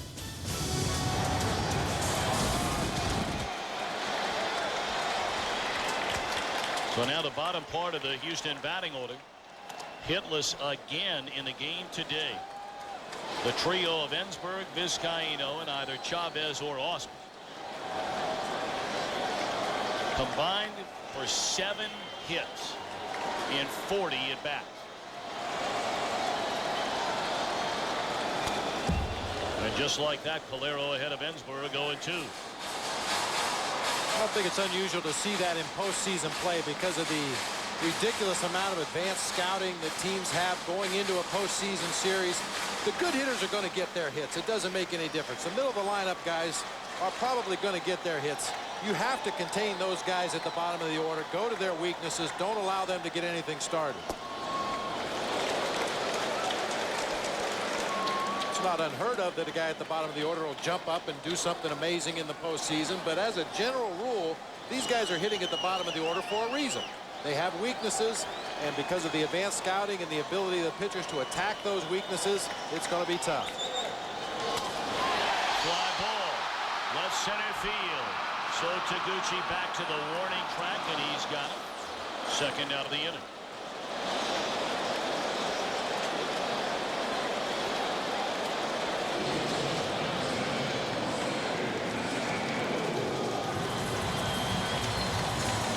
Now Vizcaino, 4 hits and 14 at bats during this LCS.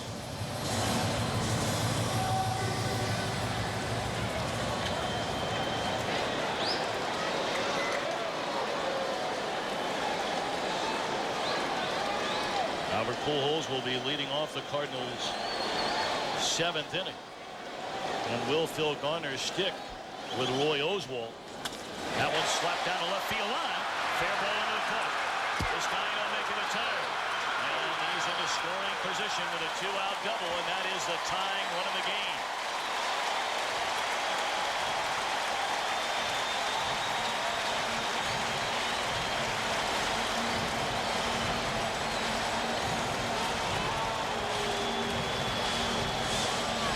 Piece of hitting by Jose Vizcaino, staying on a fastball away, driving it down that left field line. It brings a dilemma here. Sure. If you're Tony La Russa, do you walk Chavez intentionally to force Phil Garner's hand with Roy Oswalt, who's the on-deck hitter? Or do you go after Chavez with 2 outs, hopefully ending the inning? These are all things. They've got all the numbers over there. They know all the matchups. They may pitch him very carefully here. If they walk him, they don't mind. You end the inning here, you put them in an okay position for next inning, knowing that they're going to have to hit for that guy anyway. Runner at second, Jose Vizcaino, the tying run, and Chavez waits. Slider, they appeal. No. Says Angel Hernandez. 0-1. I guarantee you, if Roy Oswalt was on top of his game, if he had his A stuff and was blowing people away and striking hitters out, you would see an intentional walk right here to try to get that man out of the game. But he's having a so-so afternoon. They feel like they can get to him. They have gotten to him already in this game. Consequently, they're going after the number 8 hitter. A little bleeder, base hit, and we have a tie game in game 4.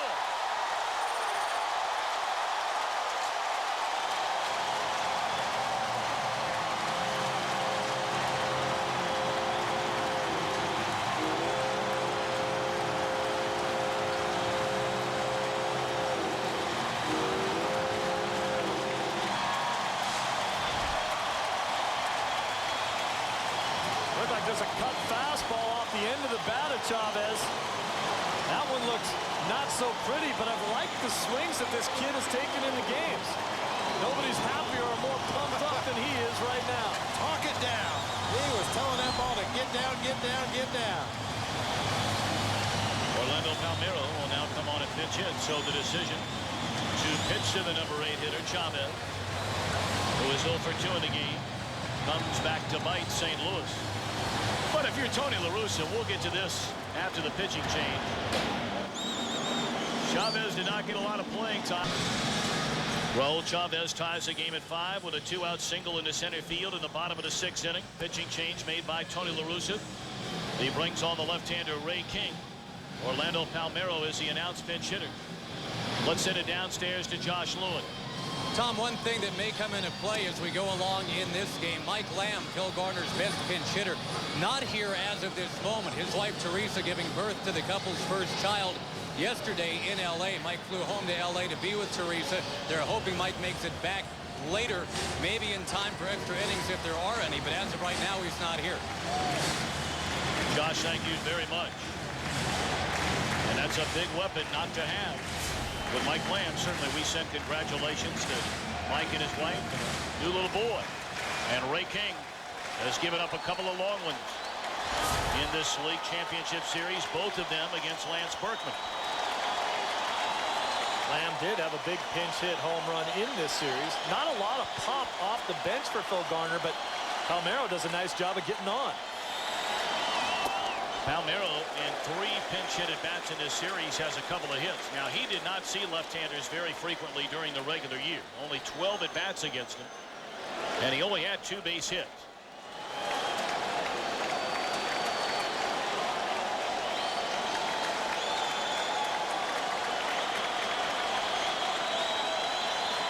Want to know the count, and it's in there a strike. We've talked so much about how quiet the bottom part of this batting order for the Astros had been up until this home half of the 6th inning. After the home run by Berkman, there were 2 out, nobody on. Vizcaíno a double. Chavez knocks him in to tie the game.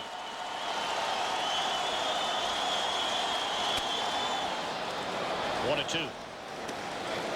In batting practice, Palmeiro was working with the hitting instructor Gary Gaetti at trying to be short and quick to the ball. You see he has his hands right out in front of him. He has very little movement, almost a short defensive swing. He knows his job is just to put his bat on the ball, try to go the other way. He's not going to try to be hitting the ball out of the park. His job is to get on. Watch how short and quick the stroke is. Choked up on the bat. Much better bat control. Just as you said, it looks like a defensive 2-strike swing right out of the chute. Julian Tomar is getting loose down in the St. Louis bullpen.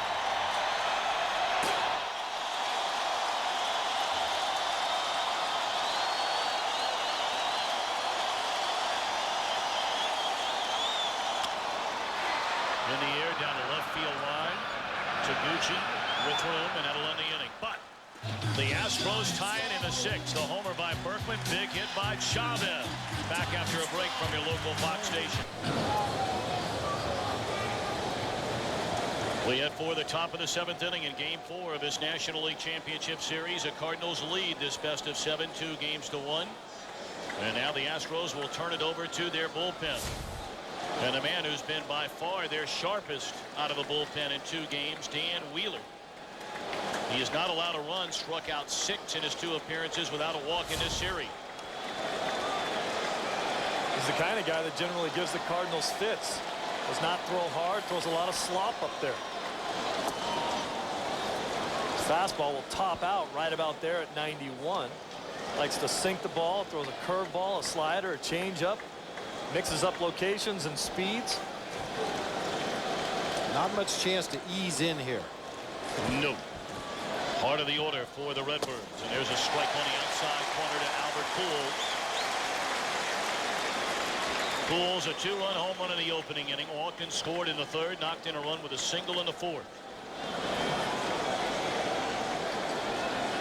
See a perfect 2 for 2 against Wheeler.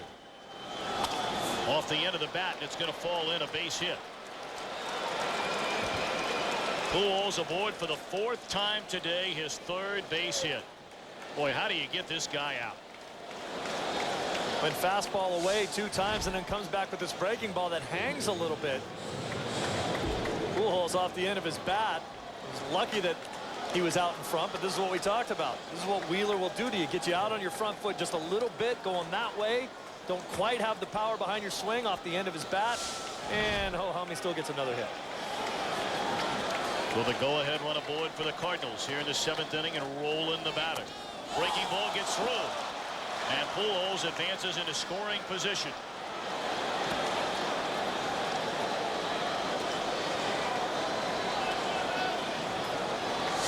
Chances are this will be ruled a wild pitch. The ball was in the dirt. Actually, it was not in the dirt. Chavez fooled a little bit back there. I think he thought the pitch was going to go to the dirt. It hit him up on the heel of the glove about 6 inches above the dirt. Got through the 5-hole all the way to the backstop. I wonder if he was looking for a curveball and got a slider there. Waiting for that thing to bite even deeper down into the dirt, and got a slider that was a little more flat and hit him right off the heel of his glove. Breaking ball away, and it's 2 balls and no strikes on Rolen. A little bit different situation this time for Wheeler out of the bullpen than his first 2 appearances in this series. He came in both times prior to today with the Astros behind in the game. It was very effective. But now he's pitching with perhaps the game on the line as Dan Maselli, check that Chad Quall, starts to throw down in the bullpen. Looked like Rolen was trying to hit it the other way to advance a runner on that 2-0 swing.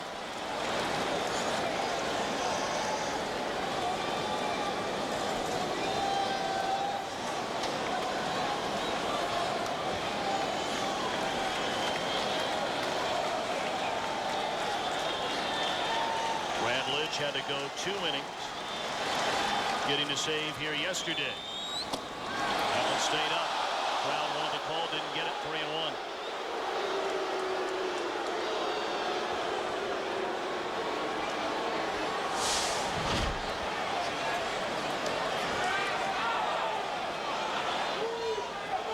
Now, if that was a little cut fastball or a slider that backed up a little bit, stayed on the outer half of the plate, didn't get the call. Dangerous pitch to a dangerous hitter. 3 balls and 1 strike to Rolen. Threw a fastball right by him.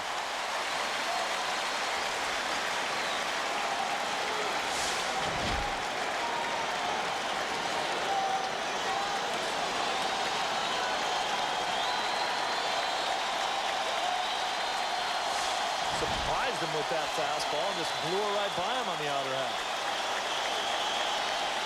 3-1 coming, now the 3-2. And he struck him out with another fastball. Let's take you through the entire pitch sequence there. Outstanding job of pitching by Wheeler. First pitch, you remember, was the slider that crossed up. Pujols went down to second on that, then a curveball in the dirt. Fastball up for a strike. Then he goes that little cut fastball. He didn't get the call, and then he said, all right, I'm going to have to come right at you. Fastball on the outer half. Fastball on the outer half. Nasty. All right, I tell you what he does. Wheeler comes in there with some big guts in pitches. He can move the ball both directions. You mentioned cut it away from the righties, sink it back on that outside corner like he did to Rolen right there at the end. Changes speeds well. And when a guy comes into the ball game throwing a lot of off-speed pitches, it makes that fastball look all the better if you could spot it the way Wheeler has. Bob, you brought up the decision Tony La Russa had to make in the bottom of the 6th inning. Perhaps now one for Phil Garner as Jim Hickey comes out to the mound. You have first base open, a left-handed batter in Edmonds coming up. Edmonds is 0 for 2 with a sac fly RBI today. If you walk him, it would bring Edgar Renteria to the plate, only 1 of 13 in this series. I've always been a big fan of setting up a potential double play for your defense, especially with a pitcher like Wheeler on the mound who can sink that ball, keep it down, try to get a ground ball, let your defense do the work behind you. We've seen what Jim Edmonds is capable of doing. They're going after him.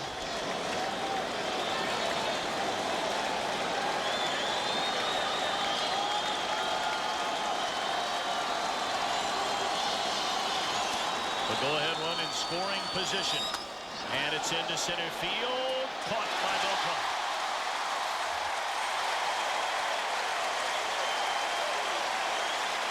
You know, Bobby, you've had a chance to manage so many guys, and especially guys like Randy Johnson and Curt Schilling that just have tremendous arms.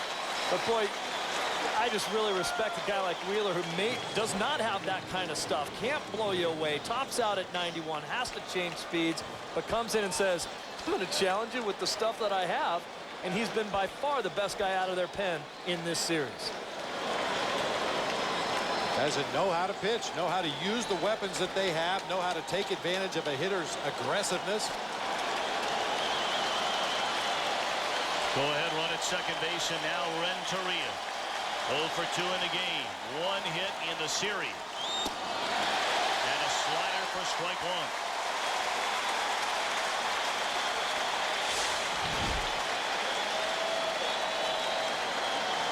1. Perfect location.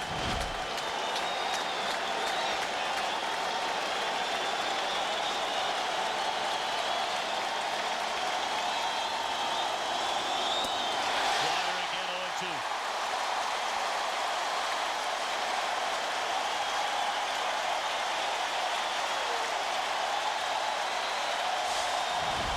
Upsetting the timing. Look at him going forward, out on his front foot, not be able to keep his weight back and get anything on that swing.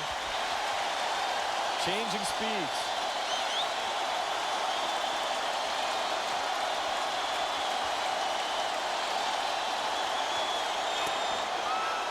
Try to slider again, and this time Renteria lays off of it.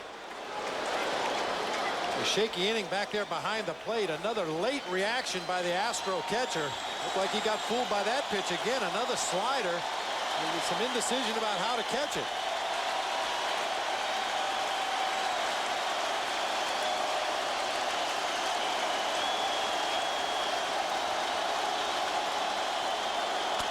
Fastball and a two-hopper at Kent, and we go to the bottom of the 7th. What a job by Wheeler.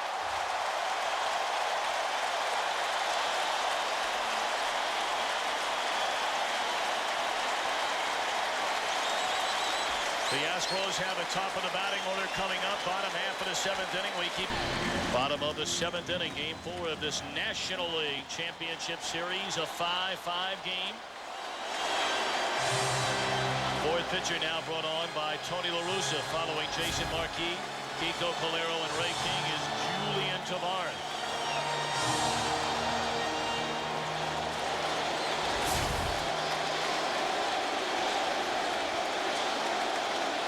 Just the second road game in this series, and Tavares has already got that hat all messied up. Top of the order for Houston. And there is certainly a buzz in the crowd right now. Those killer bees coming up. Biggio, Beltran, Bagwell, and they're hoping for Berkman thereafter. Hector Luna is taking over at shortstop, replacing as part of the double switch Edgar Renteria.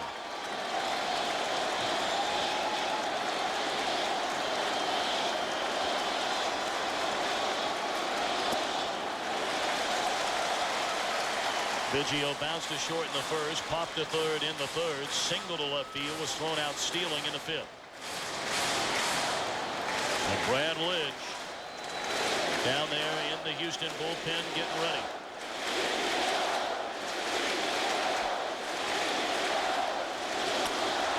Into right field, caught by Walker.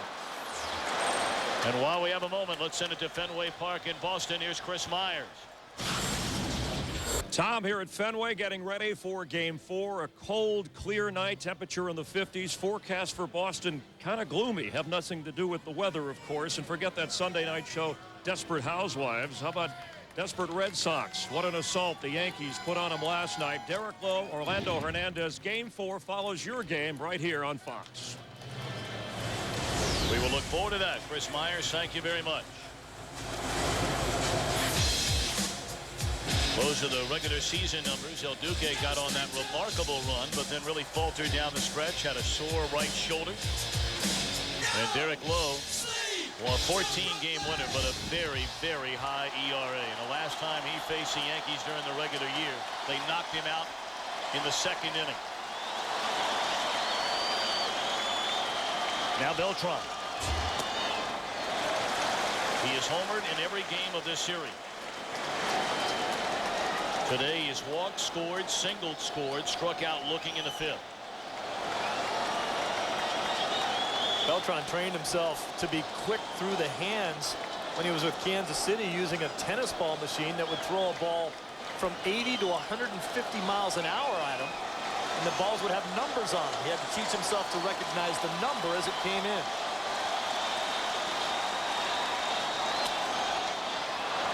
Cardi on a fastball there, and he drops it foul out of play, 1-1. I'm not so sure I'd even want to get hit by a 150-mile-an-hour tennis ball. We had that machine in spring training my first year with the Diamondbacks, and a lot of guys really liked it, and some guys weren't so crazy about it, but hey, it was amazing to stand in there and watch that. I mean, it's hard to see the first few of them. Good breaking ball on the outside corner from Tavares, and he's ahead of Beltran, 1-2. Good pitch from Tavares. Backdoor slider, catches the outside corner.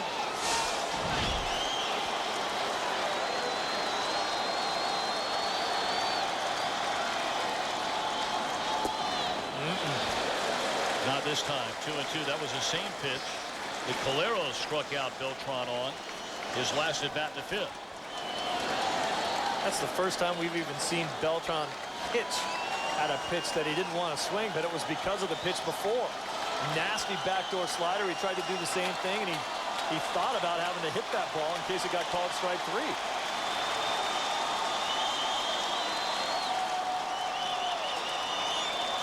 2-2 on Beltran. In the air, well hit, right center field. It is gone!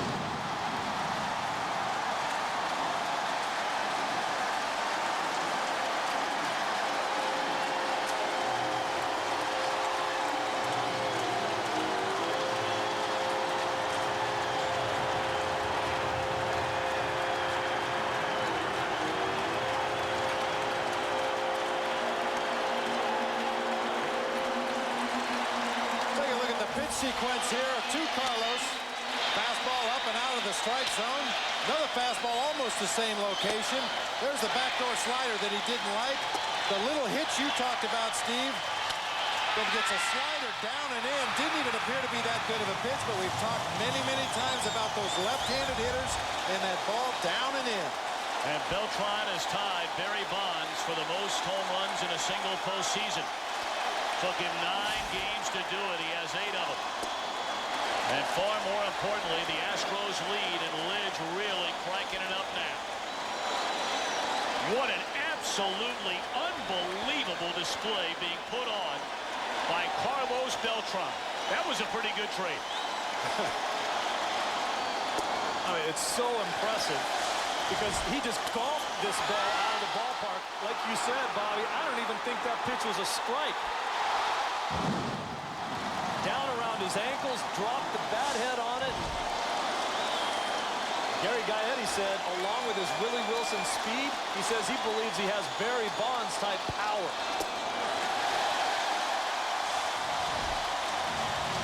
So pretty. Wow.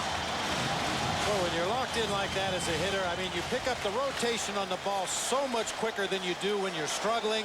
You know where it's going to end up. You can hit bad balls out of the ballpark when you're as locked in as Beltran is right now. Yeah, those dots on the tennis balls look like bowling balls to him right now.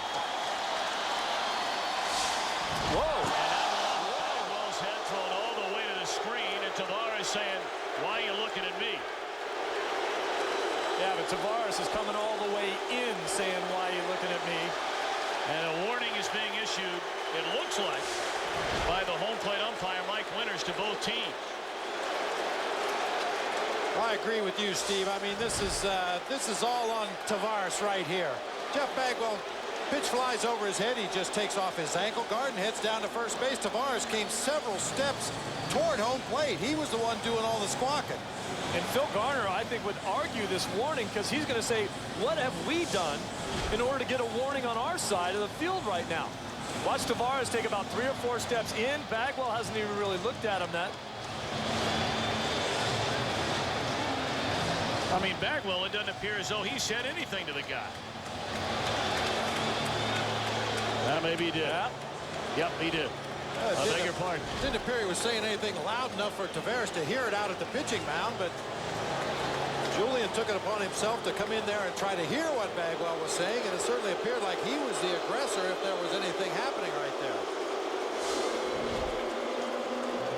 I'll tell you what, I'm going to say something, whether I'm talking to myself or you, if you buzz that pitch over my head like that, too.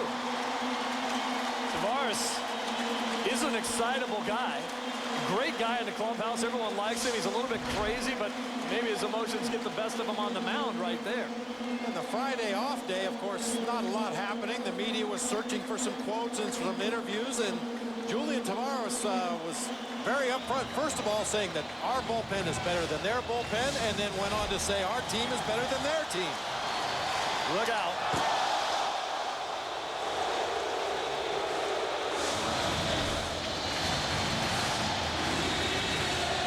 Tell Tavares was rattled by that home run off the bat of Beltran. He came nowhere close to the strike zone in any of the 4 pitches to Bagwell, including that ball 4 that sailed over his head.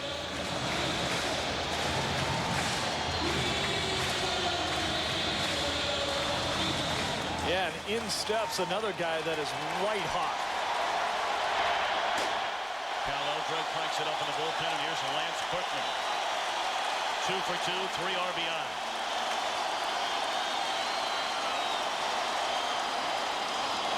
And the first pitch is in the dirt all the way back to the screen. Boy, the wheels have fallen off Tavares.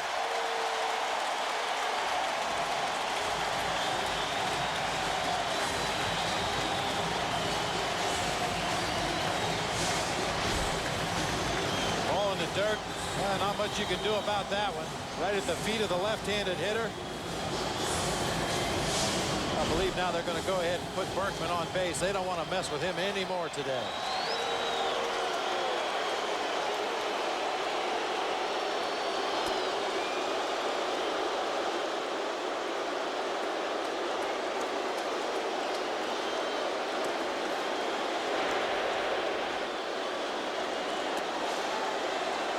The Cardinals had a pair of 3-run leads in this game. They jumped in front in the top of the first 3-0. Houston got one in the bottom of the inning. Cardinals got another 3-run lead when they scored in the 3rd. Houston got 2 back in the bottom of that inning. St. Louis tacked on a run in the 4th, but they have been shut out over the last 3 innings. 2 by Roy Oswalt, 1 by Dan Wheeler. And this Cardinal bullpen so good during the regular season and during the division series for that matter, has had its bumps in the road so far in this league championship series. I'll tell you what, Kent so far today has not had a good day. He's popped up and struck out twice, but he's swung the bat very well against the Cardinals, not only in this series, but all season long. I really think Tavares is going to have to get himself together and lock in, because you walk a guy in front of Jeff Kent, that's the type of thing that gets a guy like him locked in. Hey, you saw Tony La Russa there giving a hand signal to Albert Pujols at first base that he wanted him to shorten up and play closer to the runner at first base. Jeff Kent, a dead pull hitter, not likely to hit the ball to the right side. Pulled that runner a step closer, possibly to turn that double play. 2 on, 1 out. Kent waits. First pitch swinging, fouls it away. Kent in his career 5 hits and 15 at bats against Julian Tavares, including a home run. Yeah, you've heard the old saying, let sleeping dogs lie. Kent's been lying in this game. You intentionally walk a guy in front of him, I think you wake him up. But it's the right move, the way Berkman's swinging Sure. it, right? Absolutely. Don't tell Jeff Kent that. 0-1 to Kent with 2 on and 1 out. And a fastball to strike 2. Well, the fact that Jeff Kent grounded into 23 double plays during the regular season makes this move all the more obvious. It's a high strike call there from Mike Winters, the home plate umpire. Those are the numbers we talked about a moment ago for Kent against Tavares.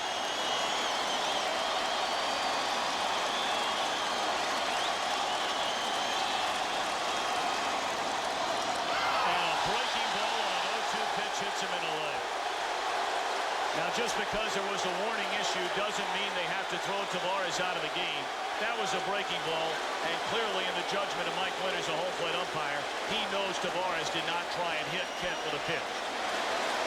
Not 0-2. He missed his location on that pitch by about 6 feet. They're trying to go down and away. Look at where Molina is, and look where this pitch ends up.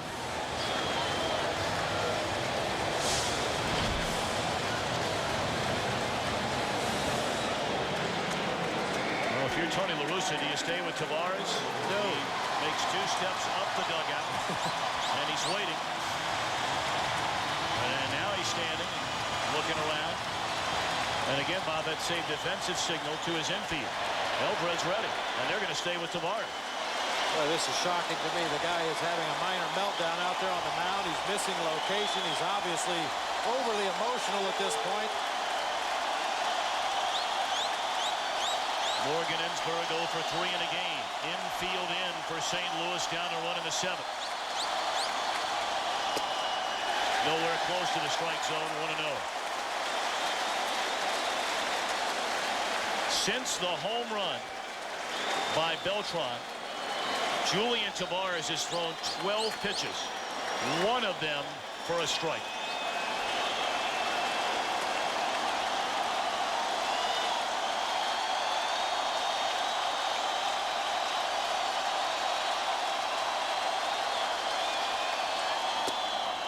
There's a second.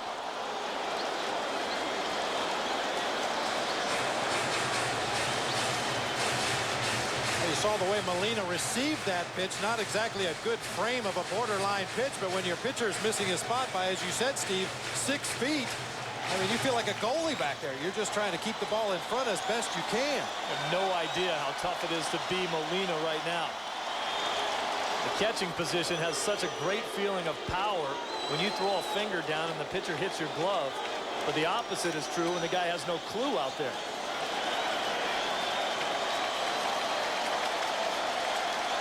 Bases loaded. Bagwell, Berkman, and Kennevold for Morgan Ensberg. Infield in for the Redbirds. And a 1-1 pitch. What an unbelievable pickup by Molina. How in the world did he even get a glove on it?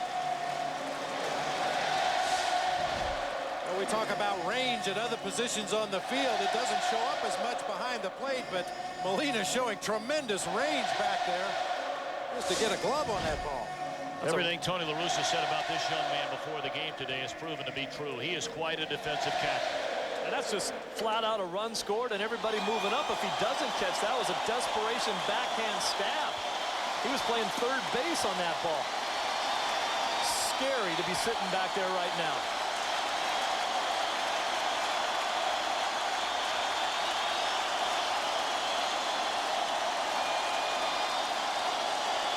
Two-one pitch. On the ground, the Cardinals may get 2. There's 1, and that's a double play. So Tavares serves up the home run to Beltran, but no further damage. We go to the 8th, 6-5, Houston. Houston has come from behind, getting a pair of runs in the 6th inning, 1 in the 7th to take the lead. We go to the 8th inning. And for a second straight day, Brad Lidge comes on in the 8th inning.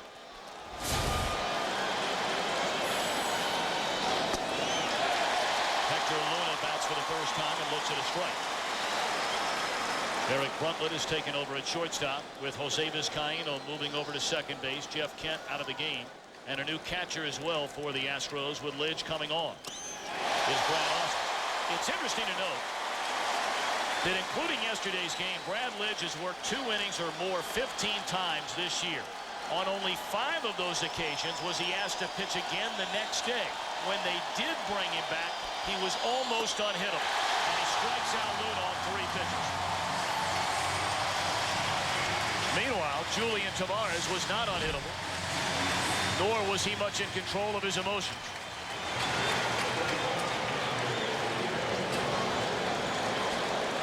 Well, there's no doubt baseball's a game of frustration. But this is not like football where you can vent your emotions, take it out on the other team. You have to be in control if you're going to be able to go out there and execute the things you need to do to be successful. And what we didn't see in that clip right there was a great job by Reggie Sanders, who came over and calmed him down and took him down the runway. Lidge has won 5 straight strikes. He's ahead of Molino at 2. In those 5 games after pitching 2 innings the day before. The numbers for Lidge, there you see. 4 1/3 innings, 2 saves, and two opportunities. And a weak roller to the right side. Vizcaíno the flip. 2 away. I believe that ball actually bounced before Molina hit it. A cricket. That might be your best opportunity to hit a Lidge pitch. Get a true bounce off a pitch in the dirt. Playing cricket. You know, guys, getting back to these numbers. We talked about perfect and safe situations. Coming back the next day, 10 strikeouts, no walks. He only gave up 2 hits to now 17 batters. The day after pitching 2 or more innings this year. And he goes through them in order. Roger Cedeno, a tapper to Bagwell. So just like that, Houston comes back up, leading by a run. The Houston Astros, winner of 20 out of their last 21 games in this ballpark, have stormed back against this Cardinal bullpen. They got 2 against Calero. A home run given up by Julian Tavares that came off the bat of Carlos Beltran, breaking a 5-5 tie in a 7th. And now Tony La Russa going to give it to his closer for the bottom of the 8th, Jason Isringhausen. A couple of other changes as well for St. Louis. Mike Matheny comes on to replace Yadier Molina behind the plate. And Roger Cedeno, who pinch hit a moment ago, remains in the game to play left field. Talked about one of the keys in this game for St. Louis was the ability to be able to control Beltran. Walked and scored in the 1st, singled and scored in the 3rd, and homered in the 7th. Not controlling him at all. Can anybody right now? 1-0 to Jose Vizcaino. And a tapper down to Pujols. And that's the first out here in the Houston 8th inning. And it gives us a chance to bring you our game summary, brought to you by Nissan. Game 4 of this National League Championship Series. Marquis lasting 4+ innings, giving up 3 runs. Oswalt struggled with his command today, but he hung around for 6 innings, giving up 5 earned runs. Beltran, 5 straight games now. Postseason time in his major league career, he has failed to strike out a batter in a game. Soft liner caught. Off the bat of Ausmus, 2 away. If you're looking ahead to the Cardinals' 9th inning, they have the top of the order coming up against Brad Lidge. Womack, Walker, and then the big fella.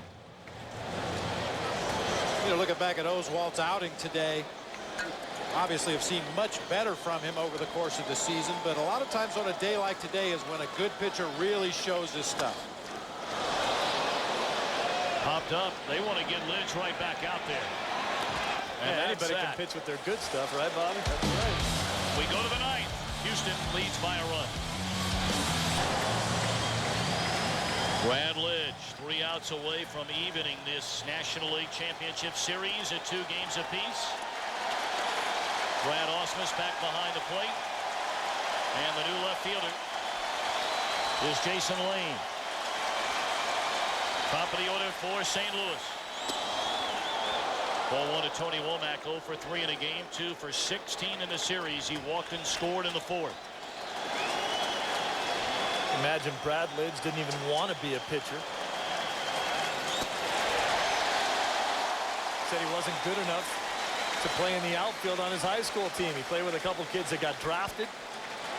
Forced him into pitching because he couldn't make the starting team in the outfield. Strike 2, a blazing fastball.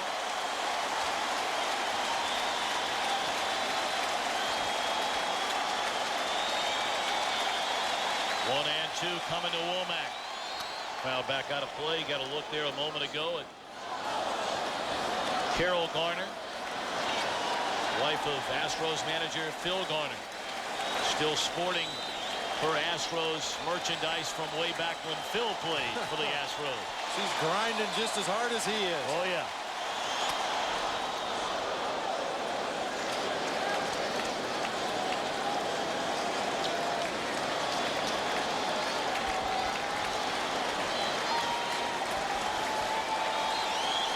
Brad Lidge threw 41 pitches in his 2 innings yesterday.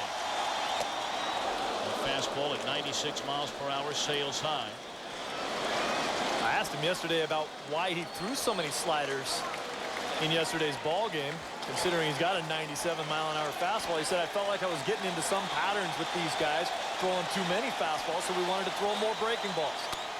And a diving play by Bagwell. He caught the ball.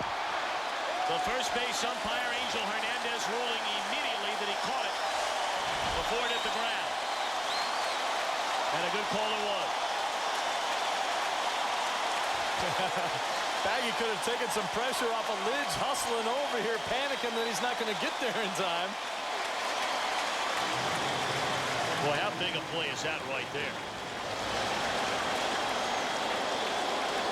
Bagwell guarding the line to protect against the extra base hit. Able to make the dive to the right to corral that line drive. Slider there to Tony Womack that he hooked hard to the right side. They had stayed away with hard stuff. We talked about Tony Womack yesterday. Can pull that breaking ball. Now Larry Walker. 0-1. Walker, a pair of home runs in this LCS. He has 4 in this postseason. Pujols waits on deck. 2-0. Said one of the keys for the Astros was to get Bagwell going, coming into this game hitting just 100, but a couple hits, scored a run, and his defense has been great the whole series. 2-0 to Walker. 3 balls and no strikes.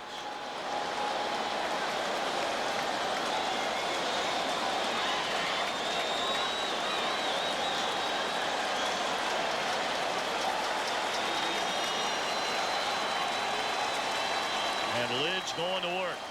Nowhere close to the strike zone. He walks Walker on 4 pitches.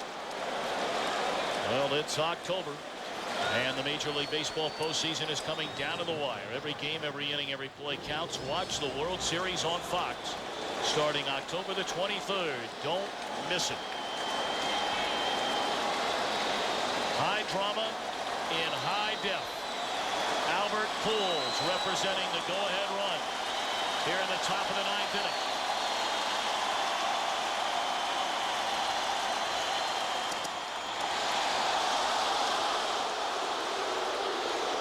For our viewers in New York and in the New England area, in a moment we'll be taking you to Game 4 of the American League Championship Series. For the rest of the country, if you'd like to see the start of that game, switch over to the FX network. Nice move by Brad Ausmus right here, going out to get on the same page with Lidge. I think they're talking about pitch selection here. If you're wondering about what Lidge does, of course we tell you he's got that 96-mile-an-hour fastball and the downward breaking slider. I think you got to try to get Pujols to bounce into a double play in this situation, not necessarily strike him out. He grounded into 21 double plays during the regular season. The worry is if you hang that slider. 1-0 to Pujols.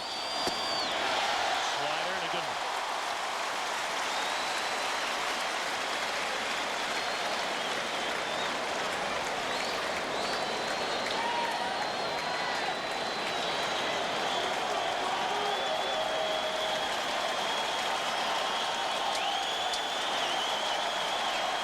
One count on Pujols. Swing and a miss, throw down to first. And Walker does get back. Boy, if that throw is on the foul side of the first base bag and a little bit lower, they might have had one. Well, Walker has always been a very good base runner, trying to get as big a jump down there as possible on his secondary lead in the event Pujols hits a ball in the gap. He wants to be able to score. A ball and 2 strikes on Pujols.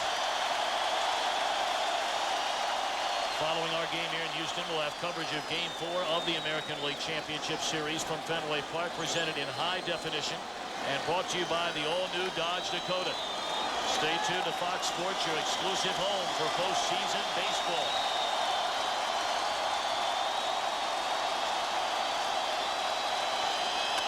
In the air, left field. Backing up, and room out there for Lane. About 42,900 held their collective breath. Hit that one-handed out there. Today's play of the game brought to you by Sharp Aquos Liquid Crystal Television. There's always more to see. display Carlos Beltran has put on during this postseason. Tying Barry Bonds' single postseason home run record with 8. He broke a 5-tie in the 7th.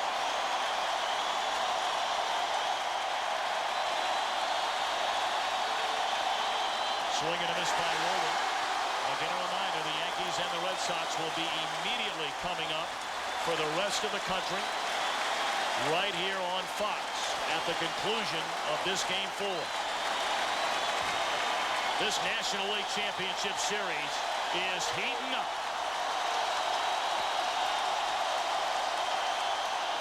Grounded foul, and Lidge ahead of Roller.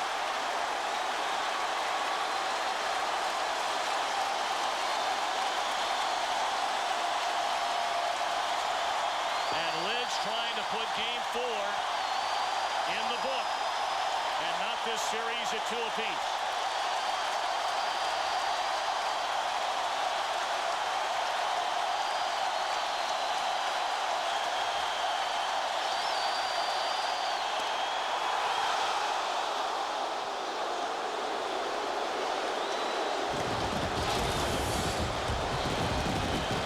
Coming up next, right here on Fox, Game 4 of the American League Championship Series. 1-2 on Roller, representing the go-ahead run. It's the best of 3 now in the National League Championship Series.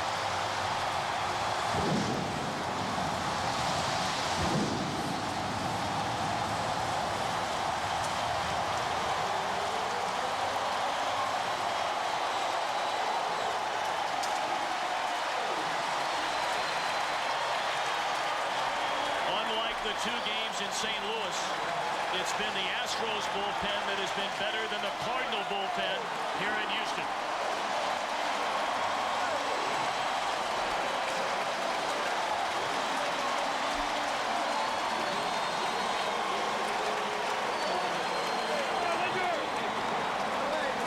Wheeler and Lidge combined for 3 innings of 1-hit shutout baseball after Lidge got the final 2 innings of 1-hit shutout baseball yesterday.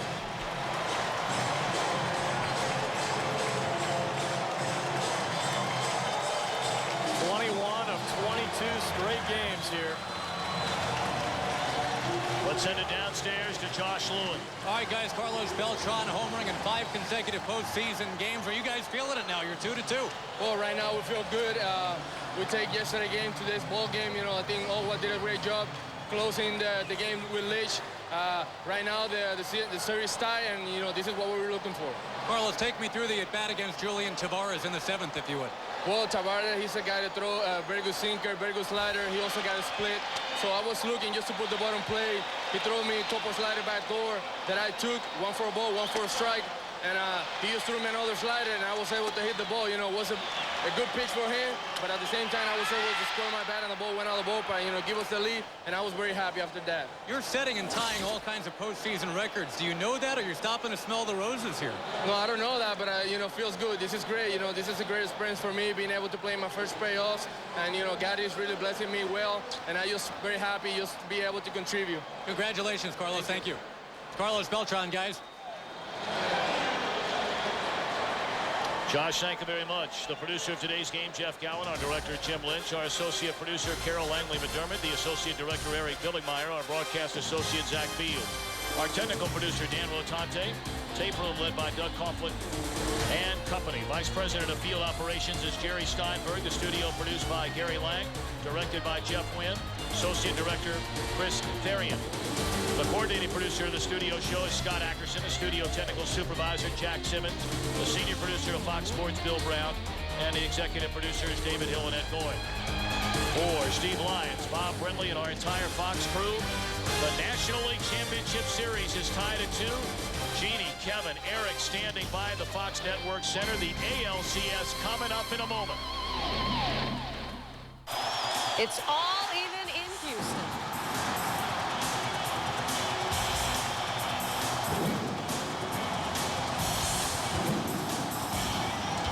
And we will be getting you out to Game 4 of the ALCS shortly. Right now, we welcome you inside the Fox Network Center. Jeannie Zalasko along with Kevin Kennedy And Eric Karros, we've got a brand new series here, gentlemen. Well, Carlos Beltran, this guy's incredible. 8 home runs in the postseason, another clutch home run. This guy's been unbelievable. And should we take a look? I think we should take a look. Okay, you got to see him to believe him, so we might as well roll the highlights. The pitch he hit was down and in, but first things first. Take a look at Pujols right away. First inning right there. Oswalt did not have his best stuff today. Eric, 2-run home run right off the bat. Well, figures Albert Pujols getting things going. Another home run to put the Cardinals ahead. Then the comeback. Down 5-3 in the 6th. Berkman gets it done with a home run opposite field off of Calera, who'd come into the game. And here's what we're talking about. Look at this pitch. Trying to go backdoor.